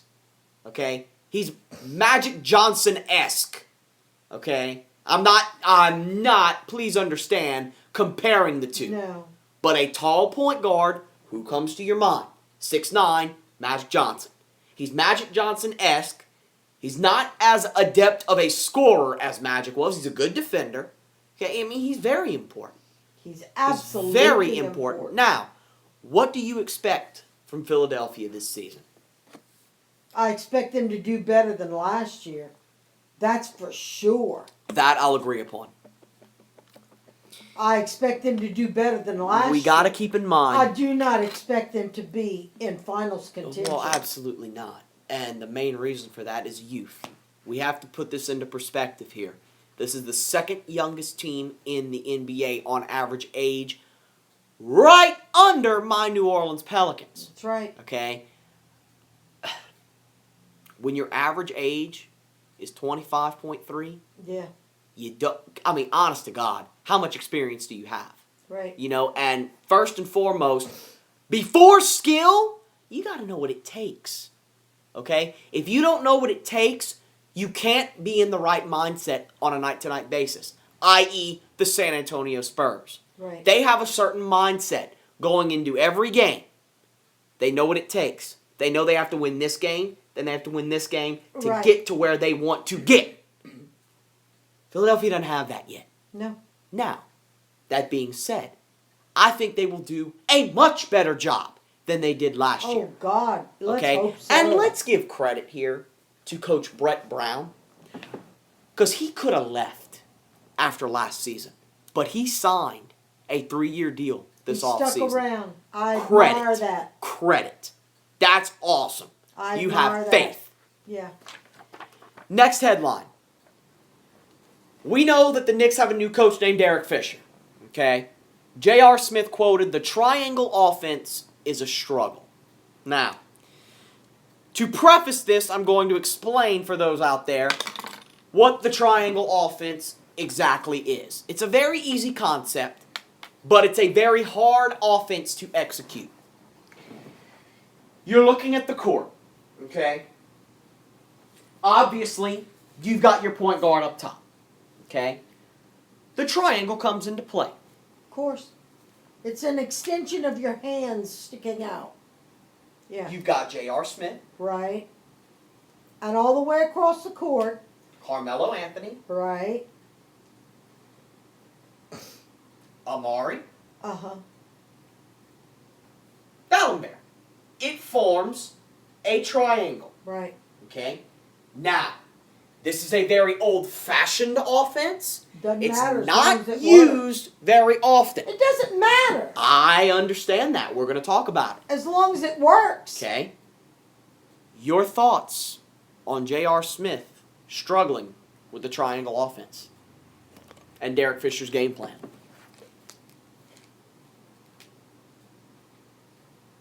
I don't understand why he's already saying it's a struggle. I mean, he's shooting it down before. I'm not sure where to go with this topic. Isn't he being negative before they've even attempted it against a team? Is he saying this because you see, I didn't watch a lot of the summer league games or I haven't watched a lot of the preseason games. Is he saying this because they've already attempted it and it's not working? Or is he saying this because he doesn't like the play? Or is he saying this because he can't execute it? Reasons B and C. He's being J.R. Smith. And we know J.R. Smith to be this loudmouth. Right. And Debbie we know Downer. him to be a complainer. Yes. Now, I like J.R. Smith. I like the way he plays. I like, again, a killer instinct. Okay? This guy can absolutely score against anyone. Okay, we saw it last year. J.R. Smith is a phenomenal player. Now, that being said, you throw in a completely new offense, okay? JR, you're gonna struggle. I promise you're not the only one Who's that was struggling with this offense. Right. This offense was adapted in the 70s. This is a hard offense to get. But guess Okay. what? Give it a chance. Derek Fisher's your coach. Well, and give it a chance. Why And- open your mouth and say something like this and be a Debbie Downer? Right. Let it come to you. Don't try so hard. Let it come to you. Well, not only that, what kind of message are you sending? What does this say about the Knicks? Well, if he's already got this defeatist attitude, that's going to roll over into their performance. Huh. That is where I can argue. Simply because your backup shooting guard to J.R. Smith is Tim Hardaway Jr. So if J.R. Smith is struggling with it, Well, okay. Oh, that's Tim. fine. You're right. Then sit down and let somebody else who knows what they're doing or is J.R. willing Smith can try go back do to his it. old role of sixth man. Mm-hmm. Mm-hmm. So to me, it says this about the Knicks. Will the coach do that? It's Derek Fisher. Oh, yeah. Okay. He don't play around. Yeah, but it's his first year with this team. But we're not talking about Jason Kidd. Okay? Okay, but will he really take the bull by the horns Yes. and sit this guy down? Yes. And well, okay, good. Good for him. What it says about the Knicks is that they're ready. They are new. They're like a new franchise. I'm ready. I'm ready. How important is J.R. Smith to the Knicks? He's important as long as he's willing to cooperate, understand, try, learn this, and not be a pot stirrer or an instigator. Otherwise, sit his ass on the bench. Very well said. Very well said. I mean, if you're not going to... Hey, it's a team sport. If you're not going to play with the team, learn these new procedures, learn these new plays, be open, Very well said. then sit down. I got somebody else who'll go out on the floor and take your place. Very well said. Somebody who's going to be willing. I agree, 150%. Next topic. LeBron James has a mural now in Cleveland. It's going to be unveiled before the opener. Your thoughts? Where's the mural? In the stadium. It's like one of the walls. What? Like not in the arena. In the... Not on the court, one of the walls, but like in the arena itself, there's a mural. Of the whole team or just LeBron? LeBron. Oh, what? You know, really? What are you thinking, Yvonne? All right, you want to know what I'm thinking? I've got a reaction out of you. Okay, you want to know what I'm thinking? I'll tell you exactly what I'm thinking. I'm thinking that if I was a Cleveland player and I had not left and come back and I was busting my butt out there on that court and I was doing the best of my playing ability. This upsets me. This really gets to me. My picture's not up there? What makes him so special? I would be offended. I would be hurt. And I would be, okay, I'm not saying he's not going to benefit the team. I'm not saying, I see that look on your face. I'm not saying he's not going to benefit the team. I'm not saying that he's not going to even be the best player on the team. I'm not saying he's not going to put the most points on the board. Okay? Why are we glorifying okay. The flag was not enough. The banner was not enough. Okay. This is not Jesus Christ. He does not walk on water. Okay. I agree. If I was a Cavaliers player, I would be so pissed off by this. Okay. Pissed off at who? Whoever it is, the front office, whoever it is that allowed this to happen. Thank you. People are pinning this on LeBron James like he asked for this. Oh, no, I'm not talking about LeBron. Okay. No. I'm This I'm is not a addressing publicity you. I'm and not, media stunt. I'm not addressing you. I am addressing the people that are out there that think that LeBron asked for this. Give me a break. LeBron James did not ask to have a 10-story banner of him over a building in Cleveland. No, but on the other hand, he didn't reject the idea or ask him to take it down either. Okay? Okay? Okay? And if Well- I was going back to a team who had burned my jersey, and all of a sudden there's a 10-story banner of me and now a mural, I would say, y'all, that's enough, okay? Take that down. He probably has. We don't know. No, and we never will. We don't know. Whose idea was this? The front office? I don't know. Just, man. What would you think if you were another CAF player? Same thing that you're thinking. I would be insulted. Because he's not the whole team. Otherwise, let everybody else go and you give him the ball and let him go out on the court all by himself. And let's see how many games he can win. That kind of stuff makes me angry. You don't glorify one person. If it's a boxing match and it's one player, one boxer against another, and you got a knockout or you got, he wins in the first match or whatever, you can glorify that one player. He won. He beat the other guy. That's a given.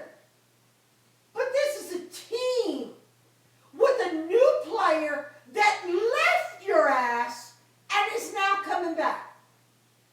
That's wrong. That's wrong.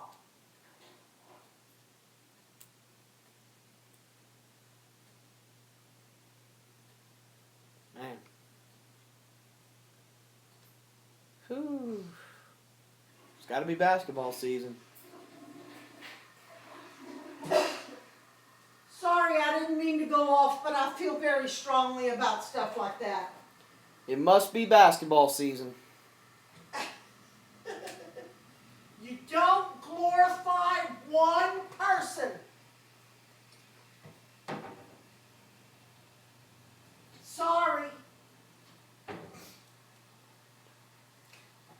Much as I love Tony Parker, as awesome as Tony Parker is, he did not win that championship last year by himself. He can't. You can't. And you can't tell me that Tony Parker or Tim Duncan, either one, you can't tell me that they're not the two best players on that team. They are. You can't do it. A wall painted in his honor. With just his picture. It's not an action shot of all of them and his head's a little bit bigger. It's a mural of him. Oh.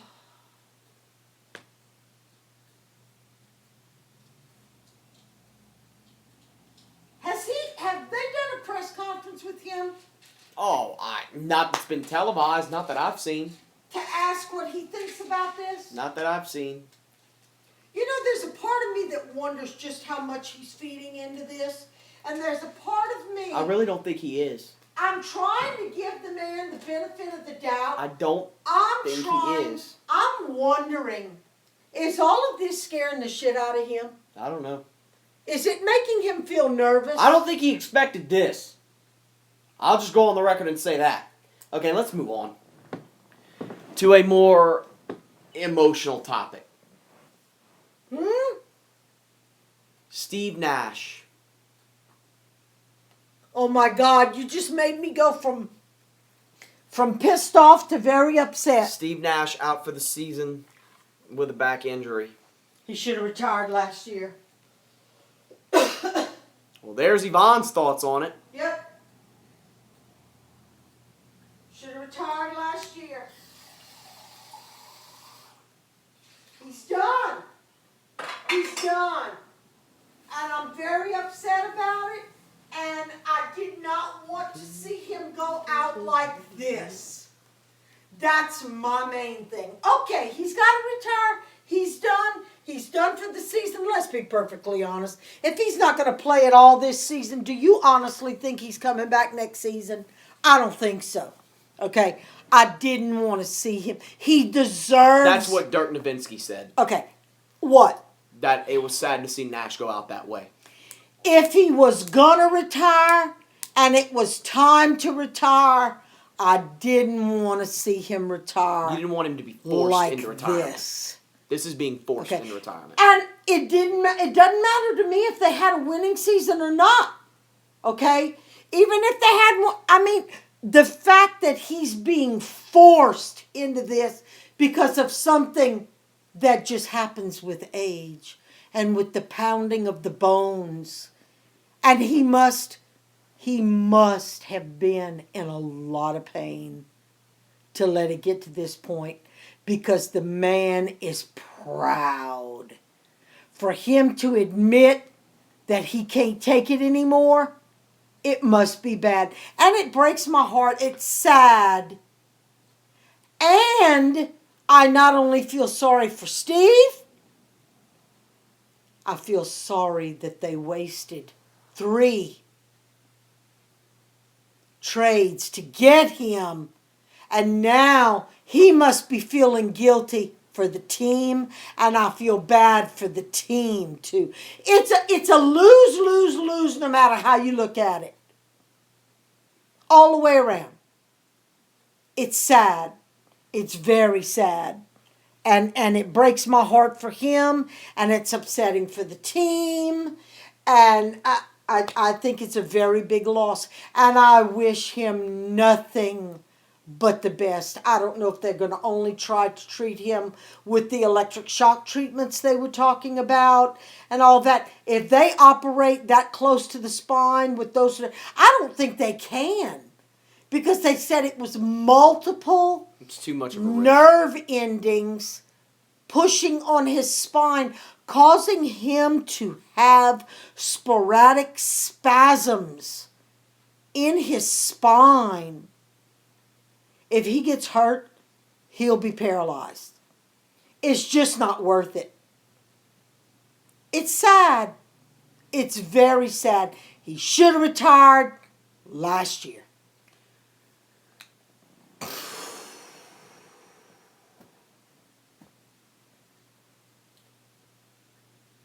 Before there was Tony Parker, before there was Chris Paul, before there was Rajon Rondo, Yep. there was Steve Nash. Yeah. He led the way. I'm come gonna on. honor this man, and yes, I am going on the record and saying this, and yes, I do want to be quoted as saying this. Am I going to go on the record and say that this guy's the best point guard of all time? No. One of them. Am I going to go on the record and say that this guy is the best passer this game has ever seen? Yes. Over Magic Johnson.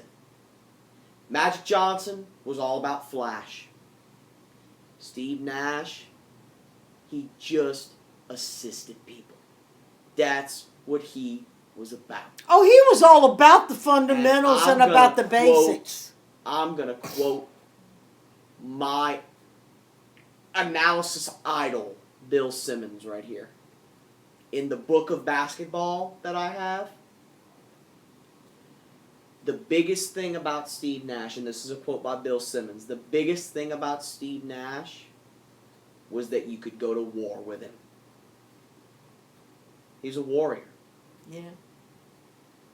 Guy is the greatest passer that this game has ever seen. I heard the other morning when I'm sorry to interrupt you, he suffered for months and didn't even tell anybody what was going on. This man is so proud. And what people forget about Steve Nash, this guy's a back-to-back MVP. Mm-hmm. I mean, come on. And deserved it. This guy, look, this is so saddening. Yeah, it is. It's so depressing. Yeah. Because he changed the game. He evolved the game. He restored faith in the point guard position, because there was a time in the league when Allen Iverson in 2001, and then he kind of fell off a little bit, From 02 to 05, the point guard position was very overlooked. And then 06, here comes Chris Paul in the draft. Meanwhile, Steve Nash is winning the MVP. This guy was fantastic. A mind for the game, a love for the game, and it was just so obvious in everything that he did. Bill Simmons said the other morning on First Take. Bill Simmons. Yeah. I mean on, what you call it? Grantland? Yeah. If he had to give Steve Nash, if he could use one adjective to describe Steve Nash, it would be integrity. The skill is there. You expect your point guard to have skill. The knowledge is there. At his age, you expect him to have the knowledge. But he wouldn't do anything to undercut. He wouldn't do anything he would never create a scene on the floor. There was no name calling. There was no talking back to the refs. He was the epitome of integrity. I'm going to use a different adjective. He was the epitome of a teammate. Yeah. That's the word that comes to mind when I think of Steve Nash. Yep. Teammate. There is no greater teammate Well, than Steve Bill Nash. was talking from a professional standpoint as to how the coaches and staff and all of those people what they would have to say about Right. Steve Nash. We're going to go on to number 14. Yeah, because that is very, very sad. Oklahoma City's Anthony Morrow out 4 to 6 weeks with an MCL sprain. How bad does this hurt Oklahoma City? Well, of course it's going to hurt him. Of course it's going to hurt him. Oklahoma City's in trouble for the beginning of the season. They just are. Between Anthony Morrow, between Kevin Durant, I mean, whether he needs surgery or he doesn't need surgery or how long he's going to be out or whatever the case may be, they're starting off the season bad. Of course it's going to hurt them. How bad does this hurt the Thunder? Not as bad as you might think. In conjunction with Kevin Durant and everything else? Only because Jeremy Lamb does the same thing that Morrow does. At almost the same level. At almost the same efficiency. I don't see that. The stats prove it. I don't see There's that. nothing to see. Well, Anthony Morrow was a 42% three-point shooter last year. Jeremy Lamb was a 40% three-point shooter last year. At almost the same rate. Lamb's not all over that court the way Morrow is. He was in New Orleans. We don't know what role he's going to be. We don't know if he's going to be that all-over-the-floor guy in Oklahoma City. Well, you're right. We'll see. Now, where do the Thunder go from here? They're injury stacked. Well, what do you mean, where do they go? They got to get well. That's what I'm saying. They got to get well. They're not going to go very far. If they can hang on until people get well and come back, the one main thing that they have in their favor, the one main thing, as far as I'm concerned, is that their lineup of games at the beginning of the season is not as hard as it is midway going forward. So when you pulled stats the other day and we compared game to game, okay, and you ended up with them being 13 and 14? 14 and 13. Okay. That's a good possibility. I don't think it's going to be that high because I think we underestimated some of those teams. But I don't think that it's going to be as bad as if we flip-flopped the schedule and gave them the second half of games to start the season with. Wow. You follow what I'm saying? Yeah. So if they get a chance to get everybody healthy, get everybody well, and put them back out there on the court, but I don't see them getting to playoff contentions at all. Do you? You don't see them in the playoffs? No. I completely disagree with that. Well, we'll see, won't we? Here's an interesting one. The Mavericks point guard Raymond Felton, gun charges, can't start his suspension until he's healthy, until he's medically cleared. Your thoughts on that? Okay. I understand why. And I see both sides. Okay? I didn't know there was two sides to this. Well, when they say suspensions, that means he can't play. Suspended. Okay. Does that mean that he can sit in the bleachers in a suit and watch them? Mm-hmm. No. Then I disagree. He should not even be allowed to be in the gym for gun charges. Sorry. Now, wait a minute. Am I wrong? Wait a minute. We have to keep in mind who the owner is here. Mark Cuban. Okay? Very controversial. And? He could overturn that. He could say, I don't want Felton in here. Which he probably will. And I would admire the hell out of him. Knowing Mark if he did Cuban, that. he will. Well, good. Good for him, because he may be setting a precedent, and that would make a very good example. Do you honestly, from the bottom of your gut, think that he's going to do that? Yeah. You do? We'll see. This is fantastic. This is absolutely... Okay. The reason I said there was two ways to look at this, if he's hurt anyway, he can't play, so it's the same thing as being suspended. I understand that. So you don't start his suspension until he's healthy, medically cleared. Because then that way he will have paid his price. Right. The penalty will justify the means. I understand that. Okay? But I don't even think that he should be allowed to be in the gym at all. I don't think he will be. Okay? So I think that this is wonderful. Why are you going to penalize somebody if they can't play anyway because they hurt? Right. That's stupid. That defeats the whole purpose of him being penalized. What are you expecting out of Dallas this season? I think Dallas is going to do well. I've already told you that. I think Dallas is going to do extremely well, with or without Raymond Felton.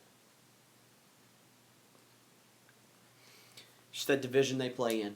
It's... Now, I didn't say that they were going to win everything. I'm saying I think they're going to do well. That's tough. I know. Carmelo Anthony, quote... Boy, I sure hope you're right about Mark Cuban. He's not going to let Felton in that building. Carmelo Anthony, quote, I didn't rule out the Lakers because of Kobe. What were they asking him? Obviously, why did you choose to stay in New York? Why didn't you go to the Lakers? Didn't rule out the Lakers because of Kobe.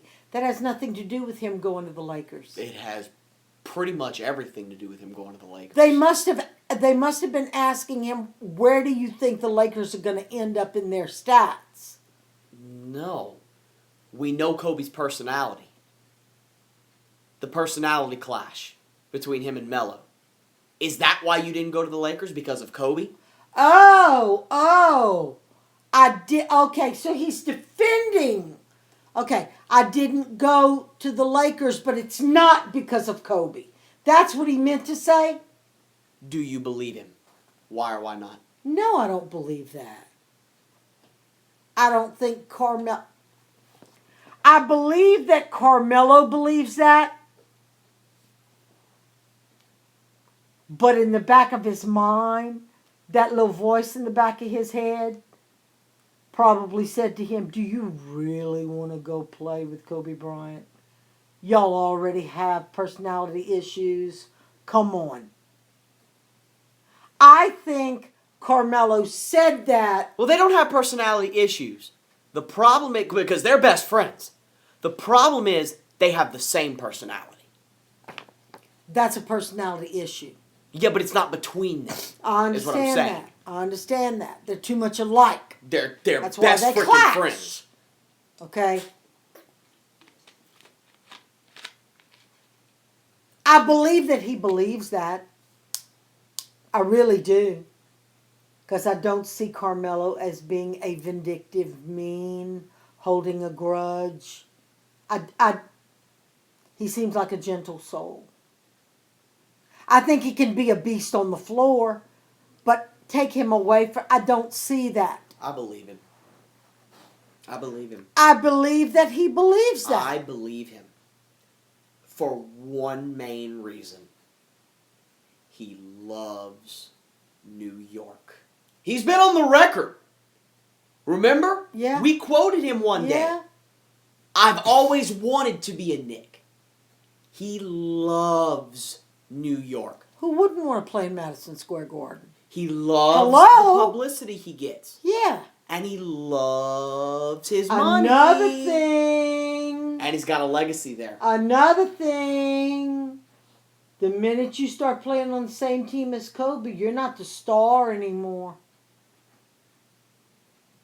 I don't see him as being egotistical, but there may be that little bit of him. And what the hell's wrong with that anyway? He's and got a nothing legacy. wrong with wanting to be top dog. He's got a legacy in New York.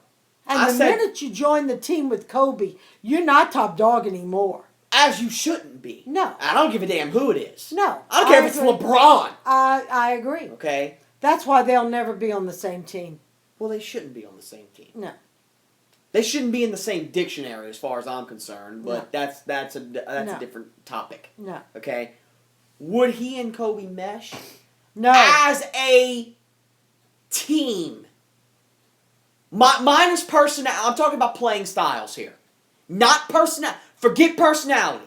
How can you forget personality if you're talking about playing on the floor together? Say in a pickup game. On the freaking driveway. Okay?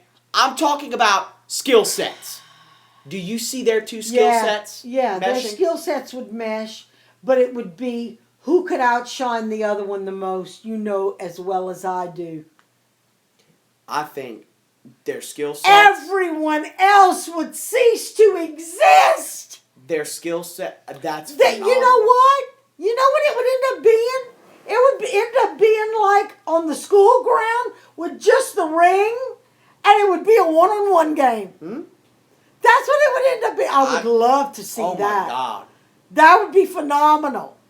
That was just a fun little question that I had. Yeah, that would be phenomenal. I would pay money to see that. Let's get down to the nitty gritty.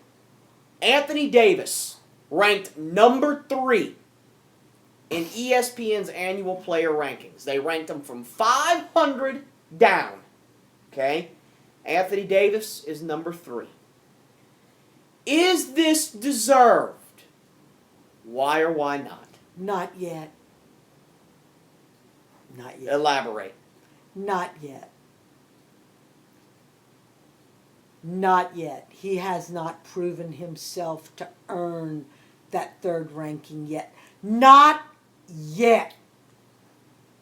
If they'd have said number 15, number 18. Oh, I go higher than that. Okay. Number 3. Okay. No. We have to put, again, No. with a lot of these topics, you have to put them in perspective. No. You have to look at the NBA and say that there are only 2 players in this league of 500 plus players that are better than Anthony Davis. That's what this is. That's what this means. That's wrong. It is. Is he a top 10 player? Yes. He deserves to be in the top 10. Sorry. He proved that last year. Maybe 13 or 15, but not... Top 10. Ah. Top 10. It's hard to come by a fantastic, well-rounded big man these days. Okay? But 10? Top 10. Top 10. Not top 5. Top 10. Top 10. I mean... Over Dirk? Yes. Dirk's a liability defensively. Yes. Over Carmelo? No.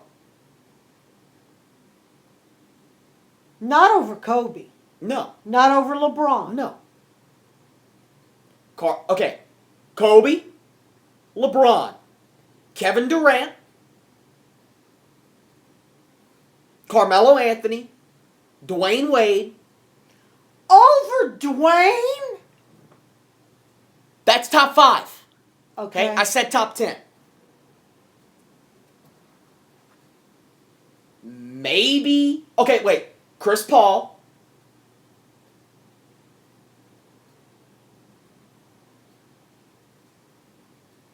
I can't say Derrick Rose. You're not going to say Kyrie Irving. No. No, I'm not. I got 6 players here. I'm not putting Blake Tony Griffin. Parker. Oh, come on.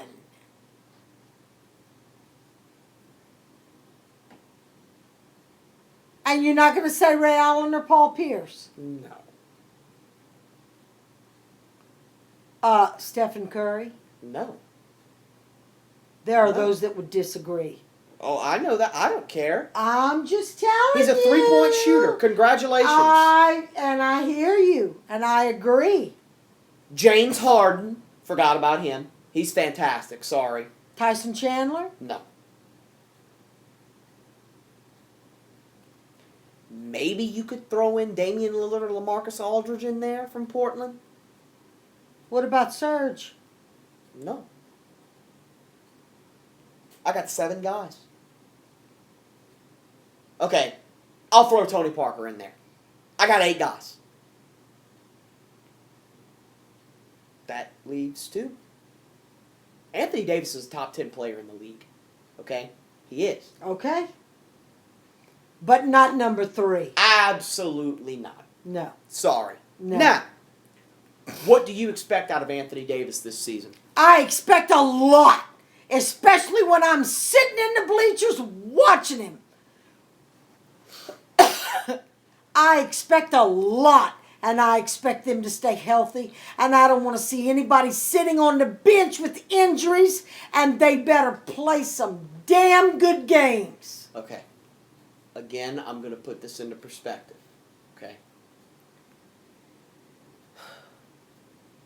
But, What- wait, before you say anything, he's got to play with who he's given to play with, Okay. too. Okay, wait. Okay? What we want? And what's going to happen is 2 different things. No. Oh. What we want and what we expect are 2 completely different things. We want Anthony Davis because we were there when they played Boston and went to overtime, and Anthony Davis had 40 points and 21 rebounds. The single best game that he's ever had in his career, we were there. I want to see that every game. But you don't expect that of him. No. Why? No. No. They're They're 2 young. there are 2 reasons why you don't expect that out of him. Well, because they're not consistent. Wait. Number 1, those are abnormally good numbers. Right. And number 2, Because they're so young. I'm not even going to throw youth in there. Look at the team. You got Holiday back. Uh-huh. Gordon's healthy. Evans is healthy.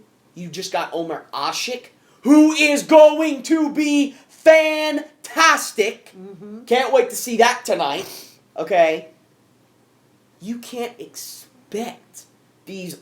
Now that you've got. He had a larger role last year because they were injured. He was required to do more. He needed to perform. He's not going to live up to that expectation Of again course not. with these guys. Because he's got to share the court. Right. I understand What do that. I expect out of Anthony Davis? I expect nothing short of Anthony Davis. Right.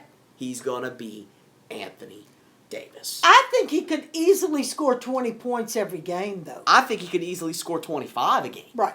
And 20 get 25 10, points. 12 rebounds. Oh, he better rebound. Okay, but keep in mind you've got Asik in there too. It's not no more Jason Smith. Okay? I know. Omer Asik is premier. All right?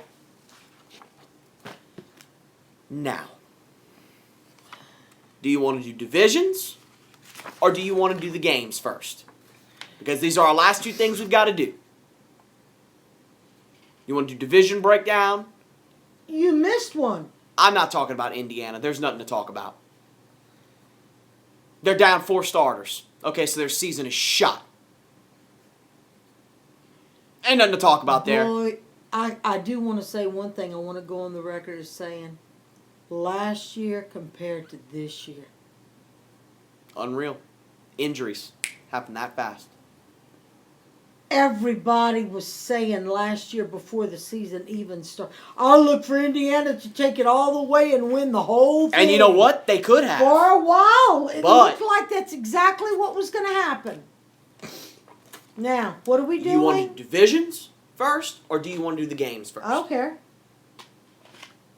All right, let's do divisions. All we're going to do here, we're not going to say the amount of wins and losses. We're not going to go into that. We're simply going to predict how the divisions are going to play out. What the standings are going to be at the end. Okay? I've got it right here. Okay. If you want to write the divisions down, you can in that big spot underneath here. Go ahead. Okay? First, we're going to start, I don't know if you want to split it up by East and West, too. Okay? Go ahead. We're going to start in the East with the Atlantic Division. Your options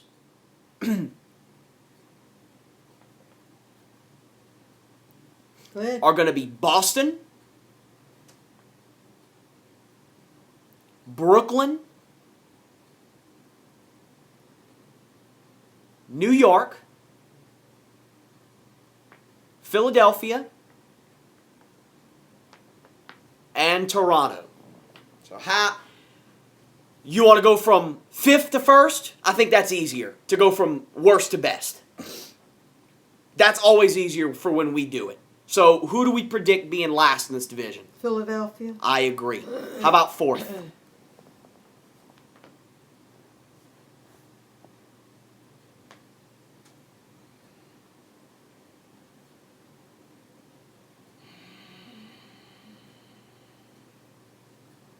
I wish I knew what Rondo was going to be like. I'm saying Boston 4th.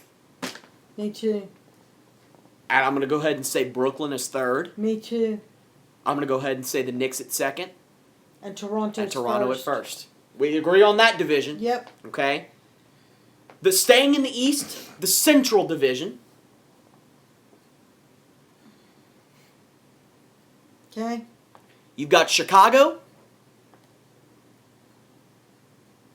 Cleveland, that division right there. Golly. Detroit, Indiana. Imagine if Paul George was healthy. This division would be stacked. And Milwaukee.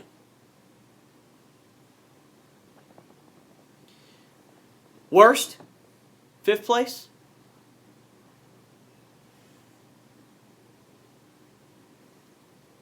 Well, it's a toss-up. With their injuries, I want to say Indiana. I agree. I say Indiana. And then I'd have to go Milwaukee fourth. Me too. Although I think Jabari Parker is going to be outstanding. And Well- I think Jason Kidd is going to do an incredible job in Well, I Milwaukee. was about to say, we might be jumping the gun here a little bit because we don't know what Jason's going to pull out of him. And I'm going to say Detroit 3rd. Me too. Oh, it pains me. I know Cleveland, Chicago second, Cleveland's first. Yeah. Although I do like what Stephen A. Smith said this morning about Chicago. Yep. So far we agree. All right. The Southeast Division, sticking in the East. Now, this is probably going to be the toughest one to rank. Your options are Atlanta,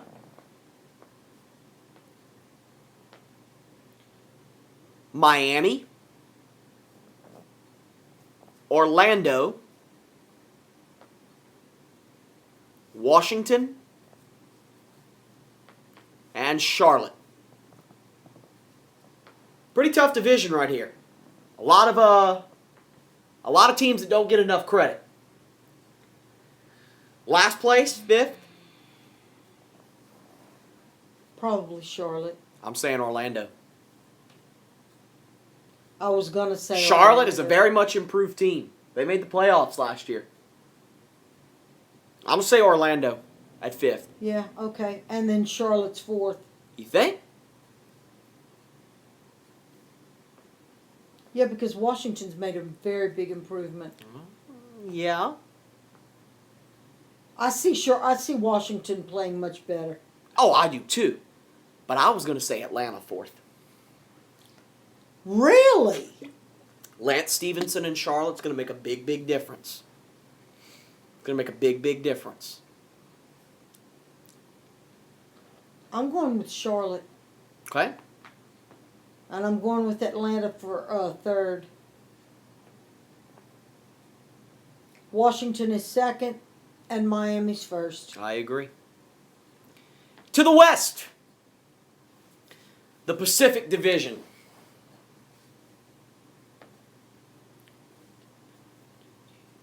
Okay? Golden State. Okay? LA Clippers. LA Lakers. Phoenix. And Sacramento.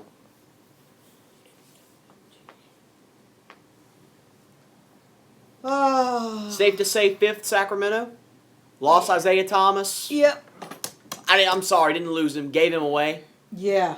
That's more like stupid. Okay, now 4th. Phoenix. Really?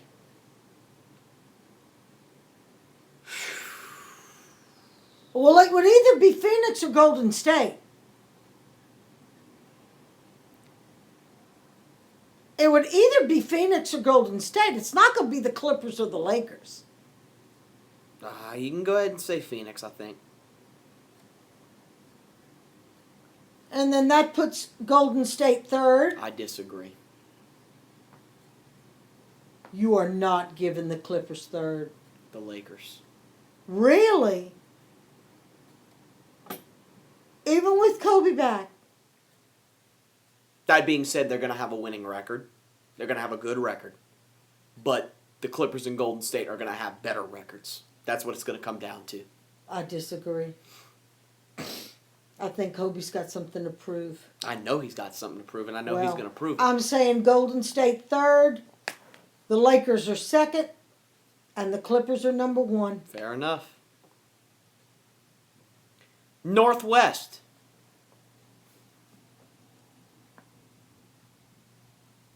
Okay? Denver. Minnesota. Portland. Okay? Oklahoma City. And Utah.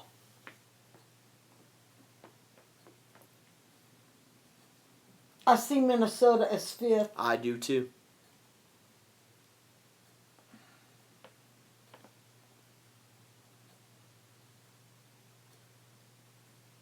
Oh, man. You said the other one was going to be tough? Utah. 4th. Really? Yep. All right, I'll go with you on that one. Denver 3rd. Yeah, I agree. I got OKC 2nd. Durant's injury. And Morrow. That opens the door for Portland. Easy schedule at the beginning of the year. It opens the door for them. OKC's got an easy schedule at the beginning of the year, It's not too. an easy schedule. It's not easy. It's harder than Portland's is. Well, I don't know Portland's schedule. It's harder. It's easier than Oklahoma And how City's. many changes did Portland make? 0. Then I see Portland as number 1. That's what I'm saying. Portland is number 1. Oh, Oklahoma City at 2nd. oh, okay. I'm sorry. I thought you said it the other way around. And now, the Southwest Division. Yeah. Dallas. Houston. Memphis. New Orleans. San Antonio. Who's fifth in this division?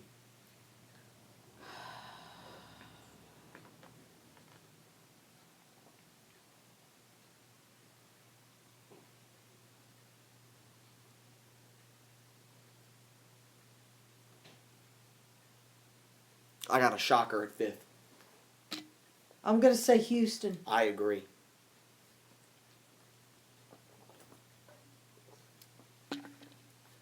And Memphis is number 4. Yep.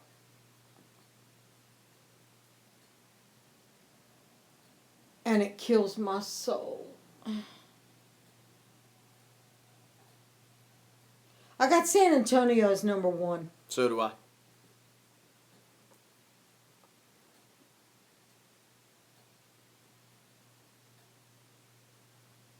I got to be realistic.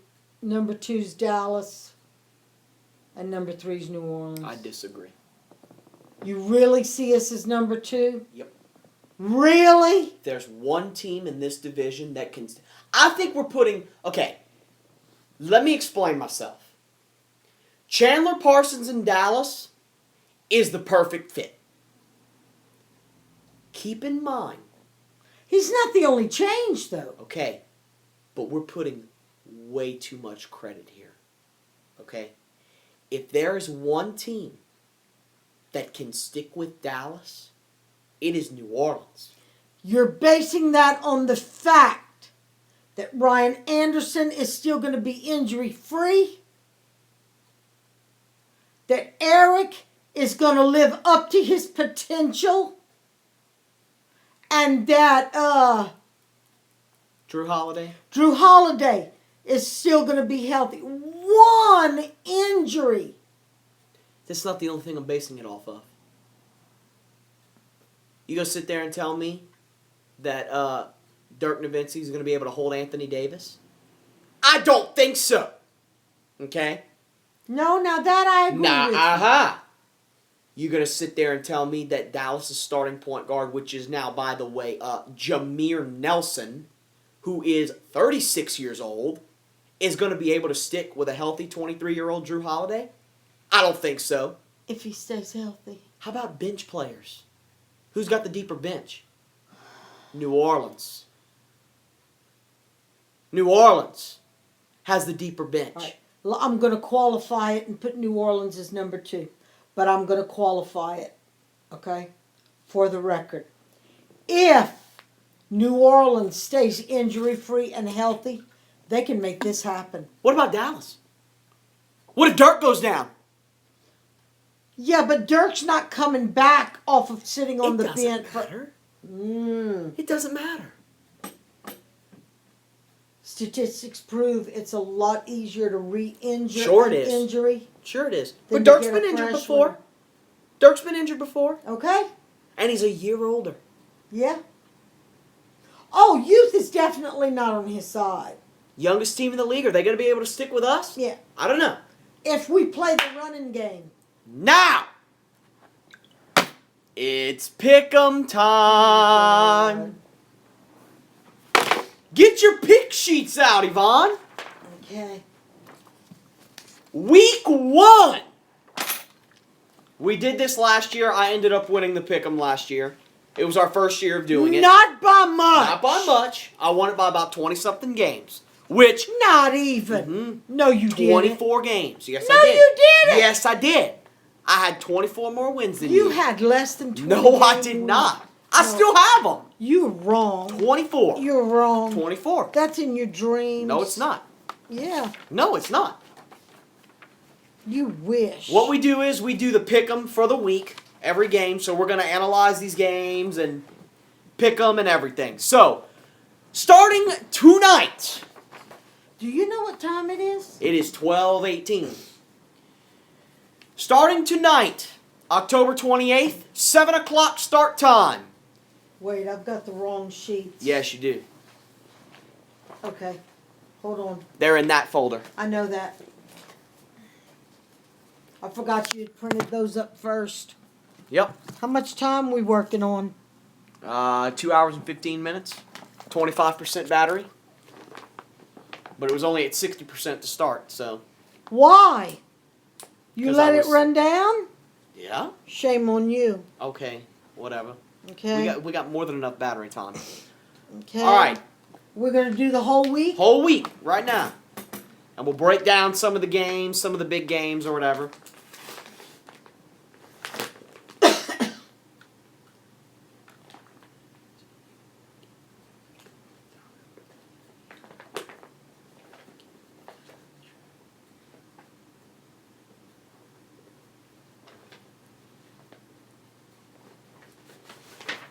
Week 1, October 28th, tonight. Woo woo! Starting tonight.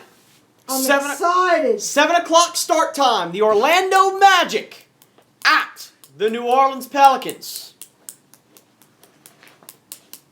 Your thoughts on the game and who comes out? We're gonna win. New Orleans is going to win.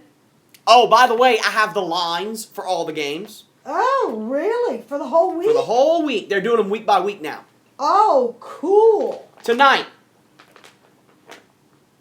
New Orleans favored by 10.5. Cool. I think that's a good margin. I'm all about that. But I warn you, do not underestimate this Orlando team. Don't go in and underestimate them. Well, it's not up to us to not underestimate them. It's up to our players. Don't not to underestimate them, guys. I got New Orleans Yeah. here. Me too. Okay? On TNT at 7 o'clock, Dallas at San Antonio. Dallas at San Antonio. San Antonio favored by 3.5. Keep in mind, no Kawhi Leonard, no Tiago Splitter. Did they make these picks bearing that in mind? The lines are updated as of 1 hour ago. Okay. San Antonio still favored by 3.5. It's ring night at in San Antonio. What does that mean? They're getting their rings tonight from last year's championship. The ring ceremony. That might be the only reason that they win tonight. So you picking San Antonio? Mm-hmm. But that might be the only reason because the crowd's going to be hyped up. The players are going to be hyped up. They're going to have that adrenaline pumping. I got Dallas. I'm going upset. I know. I got Dallas. I'm having second thoughts until I got you Dallas. said ring ceremony. I've got Dallas. Upsetting San Antonio on ring night. Keep in mind, Dallas is in Texas too. There are going to be Dallas Mavericks fans in that stadium. Okay? This is a state rivalry. Yeah, I know that. All right? It's kind of like when the Lakers play the Clippers. I'm picking Dallas over San Antonio. As much as it pains me. If Kawhi Leonard plays in this game, I pick San Antonio. Tiago Splitter, that doesn't affect me too bad. You could stick Boris Diaw in there and move Duncan to the center spot. No big deal. But you got to make up for Kawhi Leonard's defense. It's not going to happen. Chandler Parsons there tonight belongs to Dallas, in San my Antonio. estimation. Then, at 9:30, the Mamba returns. Houston at Los Angeles Lakers. 9:30 start time. Houston favored by 6. What? Are you serious? Houston favored by 6. That's because they haven't seen Kobe play. I got the Lakers. Me too. Me too. I got the Lakers. Kobe goes for about 33 tonight. He's got something to prove tonight. Kobe goes for 30 plus tonight. I got the Lakers Yeah, over the Me Rockets. too. So we've got one different. Let's go to tomorrow night. Wednesday, October 29th. The first game, 6 o'clock start time. Oh, these first games are so hard. Milwaukee and rookie Jabari Parker, new head coach Jason Kidd at Charlotte to take on Lance Stevenson, the new look Charlotte Hornets. Who you got?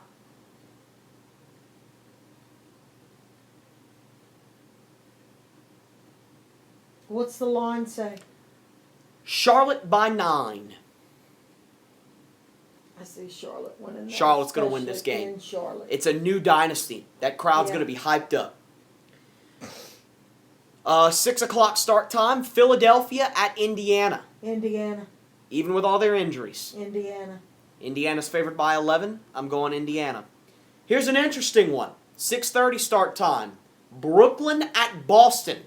Brooklyn favored by 3.5. Because there's no Rondo. Rondo is in the lineup. What? As far as this says right here. Oh, Rondo is in the lineup. They are sacrificing that boy's health. That's what this says. I don't know if he's actually going to play. It's probably going to be a game time decision. Either way, Brooklyn. I got Brooklyn. Divisional battle. 6:30 start time. Washington at Miami. Miami by 5 is what the line says. Miami. I got Miami. How about The next one's Toronto. Atlanta at Toronto? Toronto favored by 5. Yep. Okay, I got Toronto as well. Minnesota at Memphis. Memphis favored by 8. Memphis. I got Memphis. On ESPN, Derrick Rose returns at Madison Square Garden. Ooh, the Bulls and the Knicks. Madison Square Garden. Oh. Chicago at New York. Knicks. Chicago favored by 3.5. No. No. No. No. No. That's what the line says. No. Picking The the Knicks. Knicks cannot lose at Madison Square Garden for the first game. So you picking the Knicks? Yes. I've got the Bulls. Have you lost your mind? I got the Bulls. No. You're wrong. You watch. Derrick Rose cannot win in Madison Square Garden. You watch. He averages 42.5 points per game in Madison Square Garden for his career. You watch. God, I hope I'm right. Detroit at Denver. Denver favored by 7. I see that. That's tough, man. That's tough, though. That's a close call. That's tough. That's close. At Denver, home court advantage is probably going to help Denver win. All right, I'm going to go Denver, but I'm Yeah. iffy on it. Yeah. Houston at Utah. Houston plays a back-to-back because they play the Lakers tonight. Mm-hmm. So they'll have to travel to Denver. To Utah. Houston's favored by 5.5.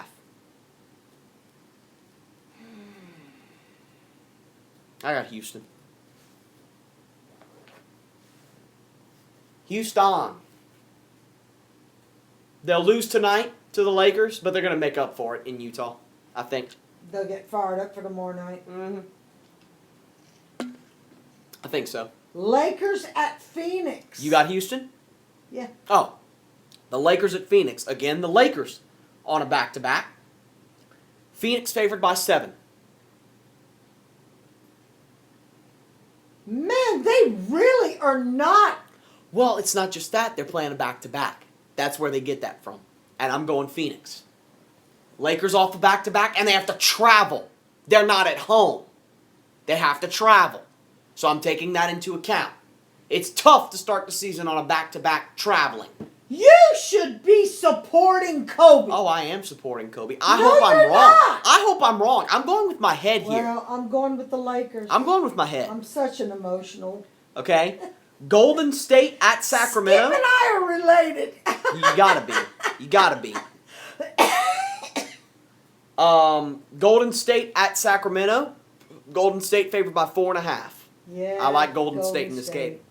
And Oklahoma City at Portland on ESPN. Oh. Portland favored by 6.5. Yep. I got Portland.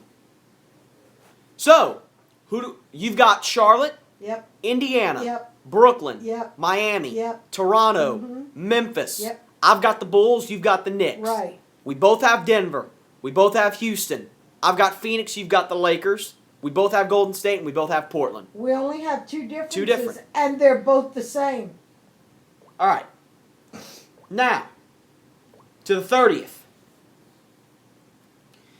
Washington at Orlando. They're traveling, but they're staying in the same state. They've got Miami before, and now they've got Orlando, so they're just traveling a little farther south. Washington. Okay. I'm going to take Washington. Detroit at Minnesota. Detroit. Detroit on a back-to-back. They have to travel. Okay? But it's Minnesota. Minnesota has nothing this year. What does the line say? 3.5 to Detroit. Minnesota has nothing this year, baby.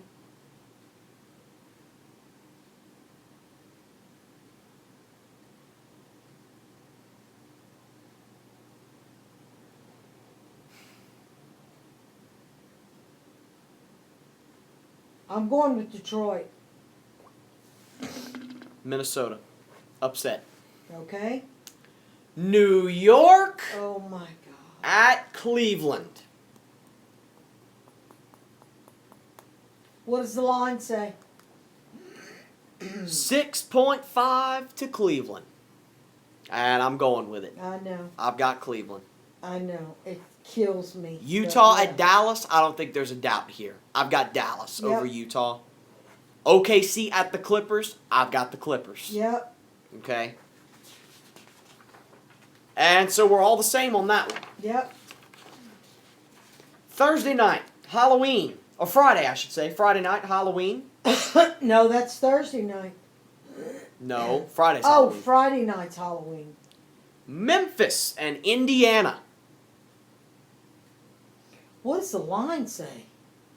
4 to Memphis. And Yeah. I'm going with it. Yeah. I got Memphis. Yeah. Cleveland. Oh. Cleveland at Chicago. What does the line say in Chicago? Even. Even? Now wait. Cleveland Plays the Knicks at home the night before. and Chicago's coming back from a travel.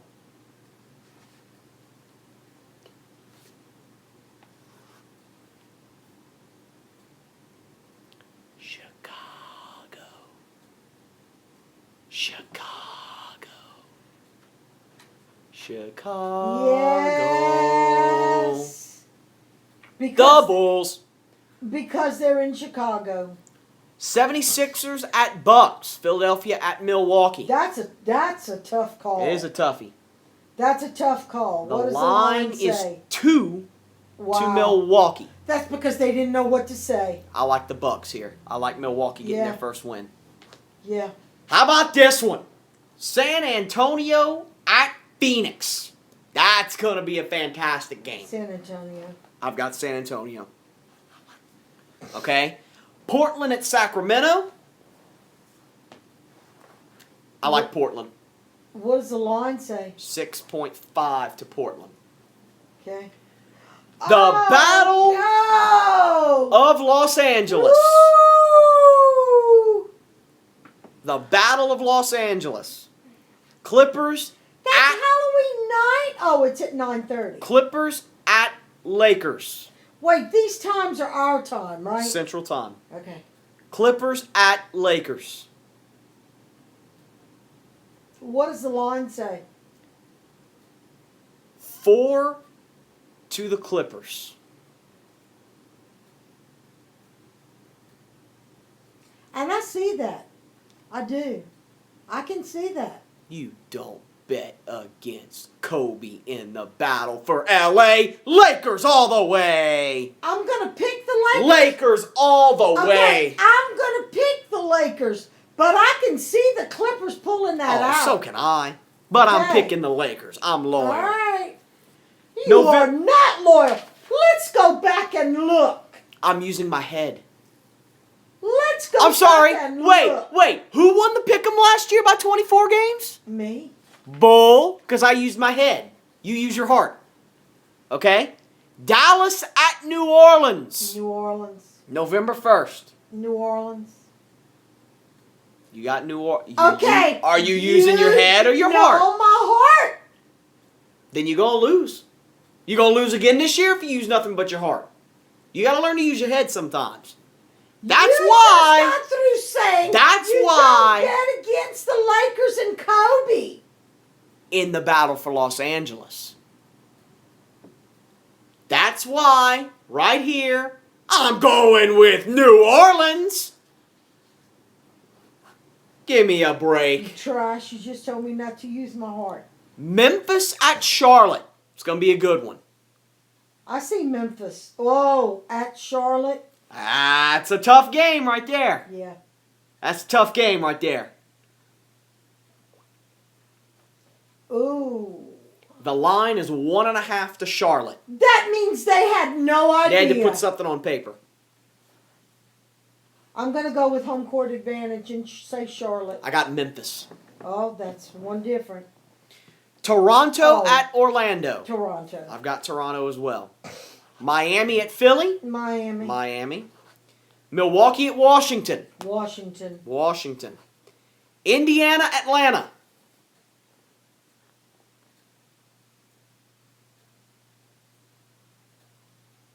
In Atlanta. Line is 3.5 to the Hawks.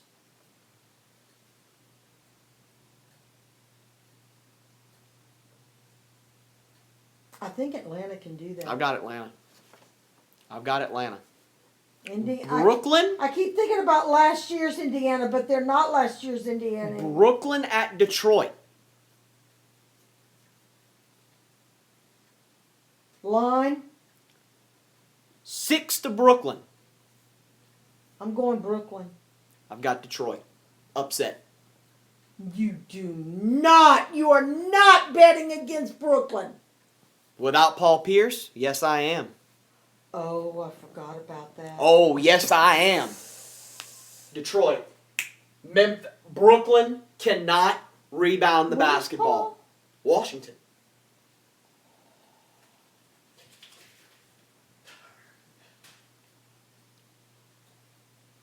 Oh, man.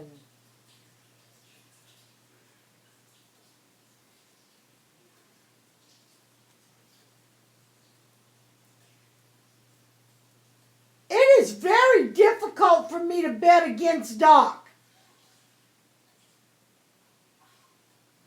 You know that? What are you talking about? Doc Rivers. Oh, I'm thinking of the Clippers. Sorry. You're going with Detroit. I've got Detroit. Some would say that's an upset. I don't think it's that much of an upset.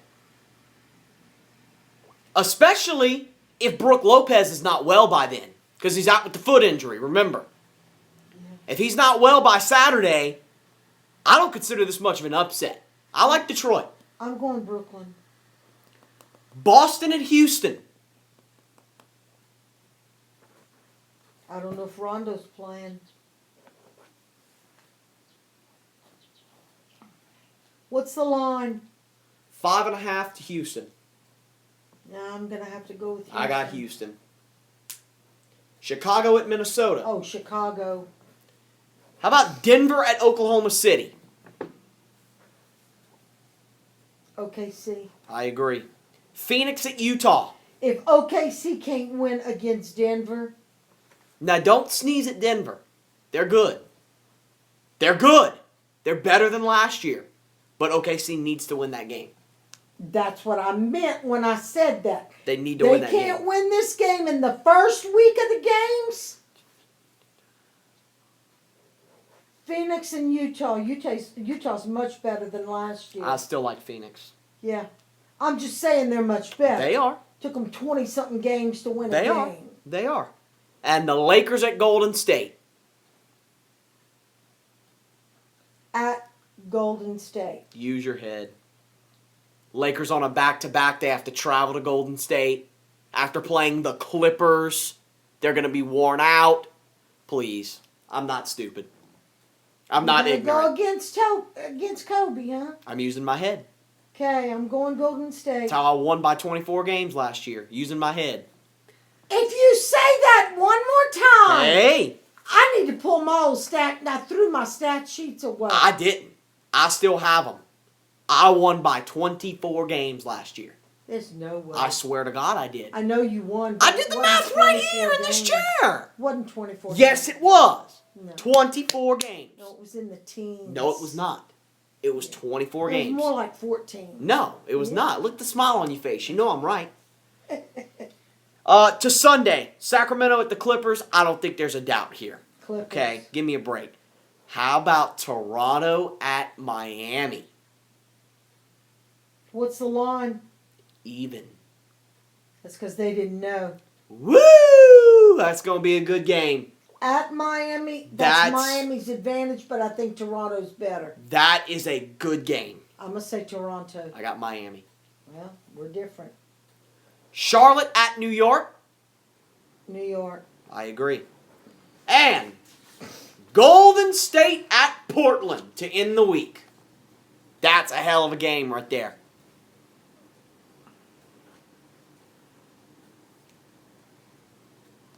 What's the line say? 3 to Portland. They said that because of home court advantage. Golden State at Portland. Golden State plays the day before. Yeah, but all they have to do is travel from one state to the other. They're right above each other. Yeah, but they have to play the Lakers the night before at 9:30. Okay? Fair enough. Don't think that doesn't have something to do with it. Fair enough.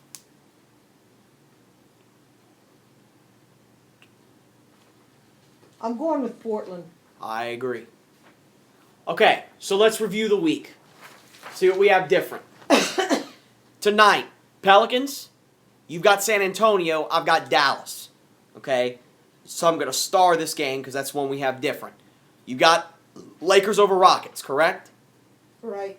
All right, 29th, Charlotte. Yay or Yeah, nay? Okay, yeah. Indiana, Yeah. Brooklyn, Miami, Yeah. Toronto, Yeah. Memphis. Yeah. You've got the Knicks, I've got the Bulls, right? Right. Okay, Denver, Yep. Houston. Yep. You've got the Lakers or Phoenix? Lakers. I've got Phoenix. Golden State, Yep. Portland. Yep. All right, to the 30th, Washington, Mm-hmm. Minnesota. Oh, you've got Detroit. I've got Minnesota. You've got Minnesota. Yep. Okay. You got the Knicks or Cleveland? I got Cleveland. All right, Cleveland. Dallas, Yep. Clippers. Yep. Halloween night, Memphis, Yep. Cleveland or Chicago? Chicago. Okay. Milwaukee, Yeah. San Antonio, Yep. Portland, Yep. Lakers. Yep. Okay, none different there. The first, New Orleans, Yep. Memphis. No. You've got Charlotte. Yep. Toronto, Yep. Miami, Yep. Washington, Mhm. Atlanta, Yep. Brooklyn or Detroit? Brooklyn. I got Detroit. Houston, Yep. Chicago, Yep. OKC, Yep. Phoenix, Mhm. Golden State. Yeah. All right, to the second, Clippers, Yep. Heat. Nope. Oh, you've got the Raptors. All right, Knicks Yep. and Portland. Yep. All right, so we've got 1, 2, 3, 4, 5, 6, 7. 7 games different the entire week. Well, I'm gonna start off the week ahead. Why? Do you think San Antonio's going to win tonight? I'm gonna start. We'll off see about ahead. that. We'll see about that. Yeah, we will. That concludes this No, it does not. No, it does not. I'm so sorry about that. Tonight, we're going to do a little something from now on. I don't consider ourselves just NBA analysts. I consider ourselves New Orleans Pelicans analysts. Okay? So, Pelicans are at home tonight against Orlando. Give me 3 keys to the game tonight for the Pelicans to win.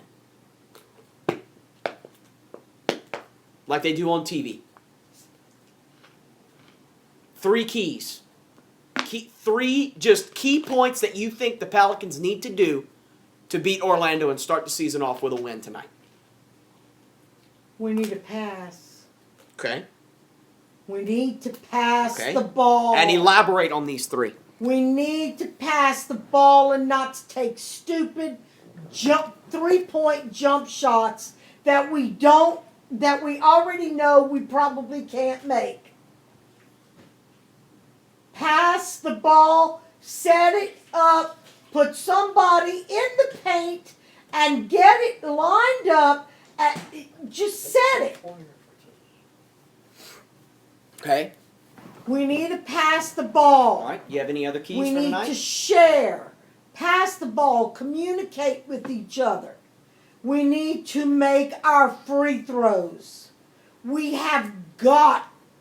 lost several games last year that we could have won if we would have made our free throws.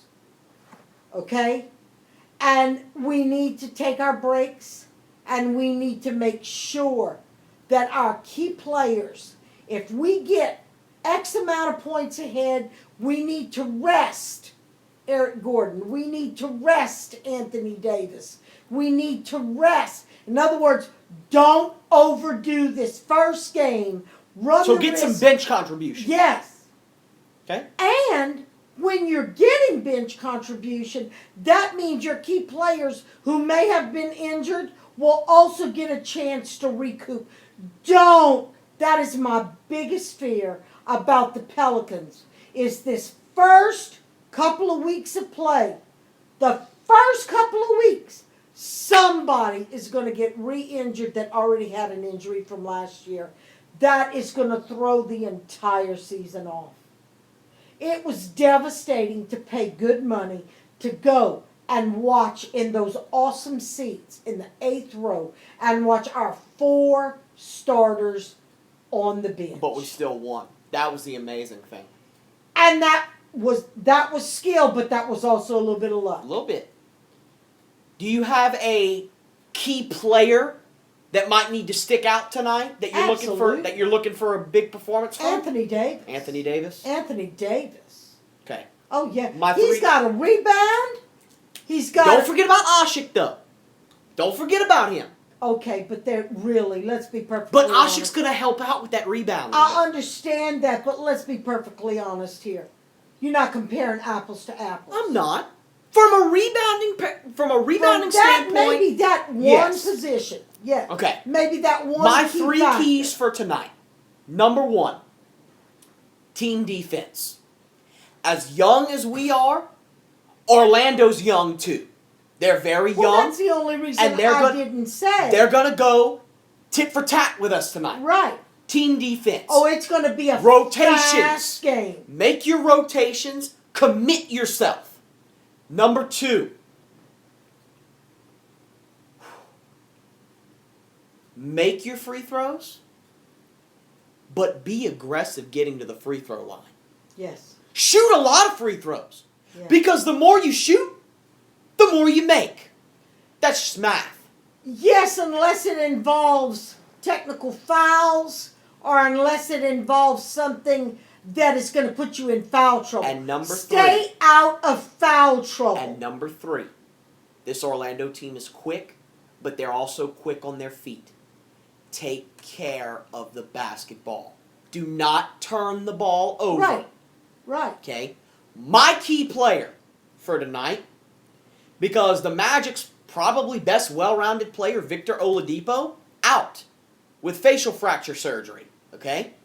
My key player, Eric Gordon. No Oladipo, so you're going to have a reserve on Eric Gordon. Oh. I need Eric Gordon. I didn't know that. I need Eric Gordon. We need Eric to step up and do what we I know have he 2 can key do. players. I have 2 key players. We Eric know Gordon, what he can do. Eric Gordon needs to step up tonight and make smart decisions, and when you have the opportunity, take it. Don't pass it up. And secondly, the returning Drew Holiday.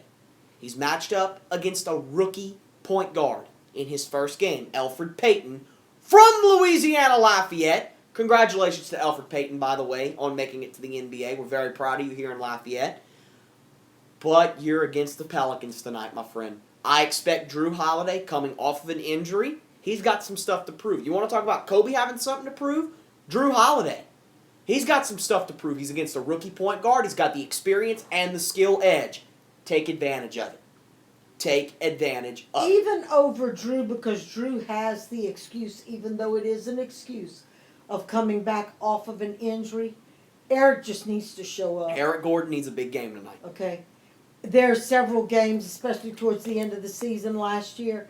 Eric just didn't show up. He needs a big game tonight. And I love Eric, and you know how much I love Eric.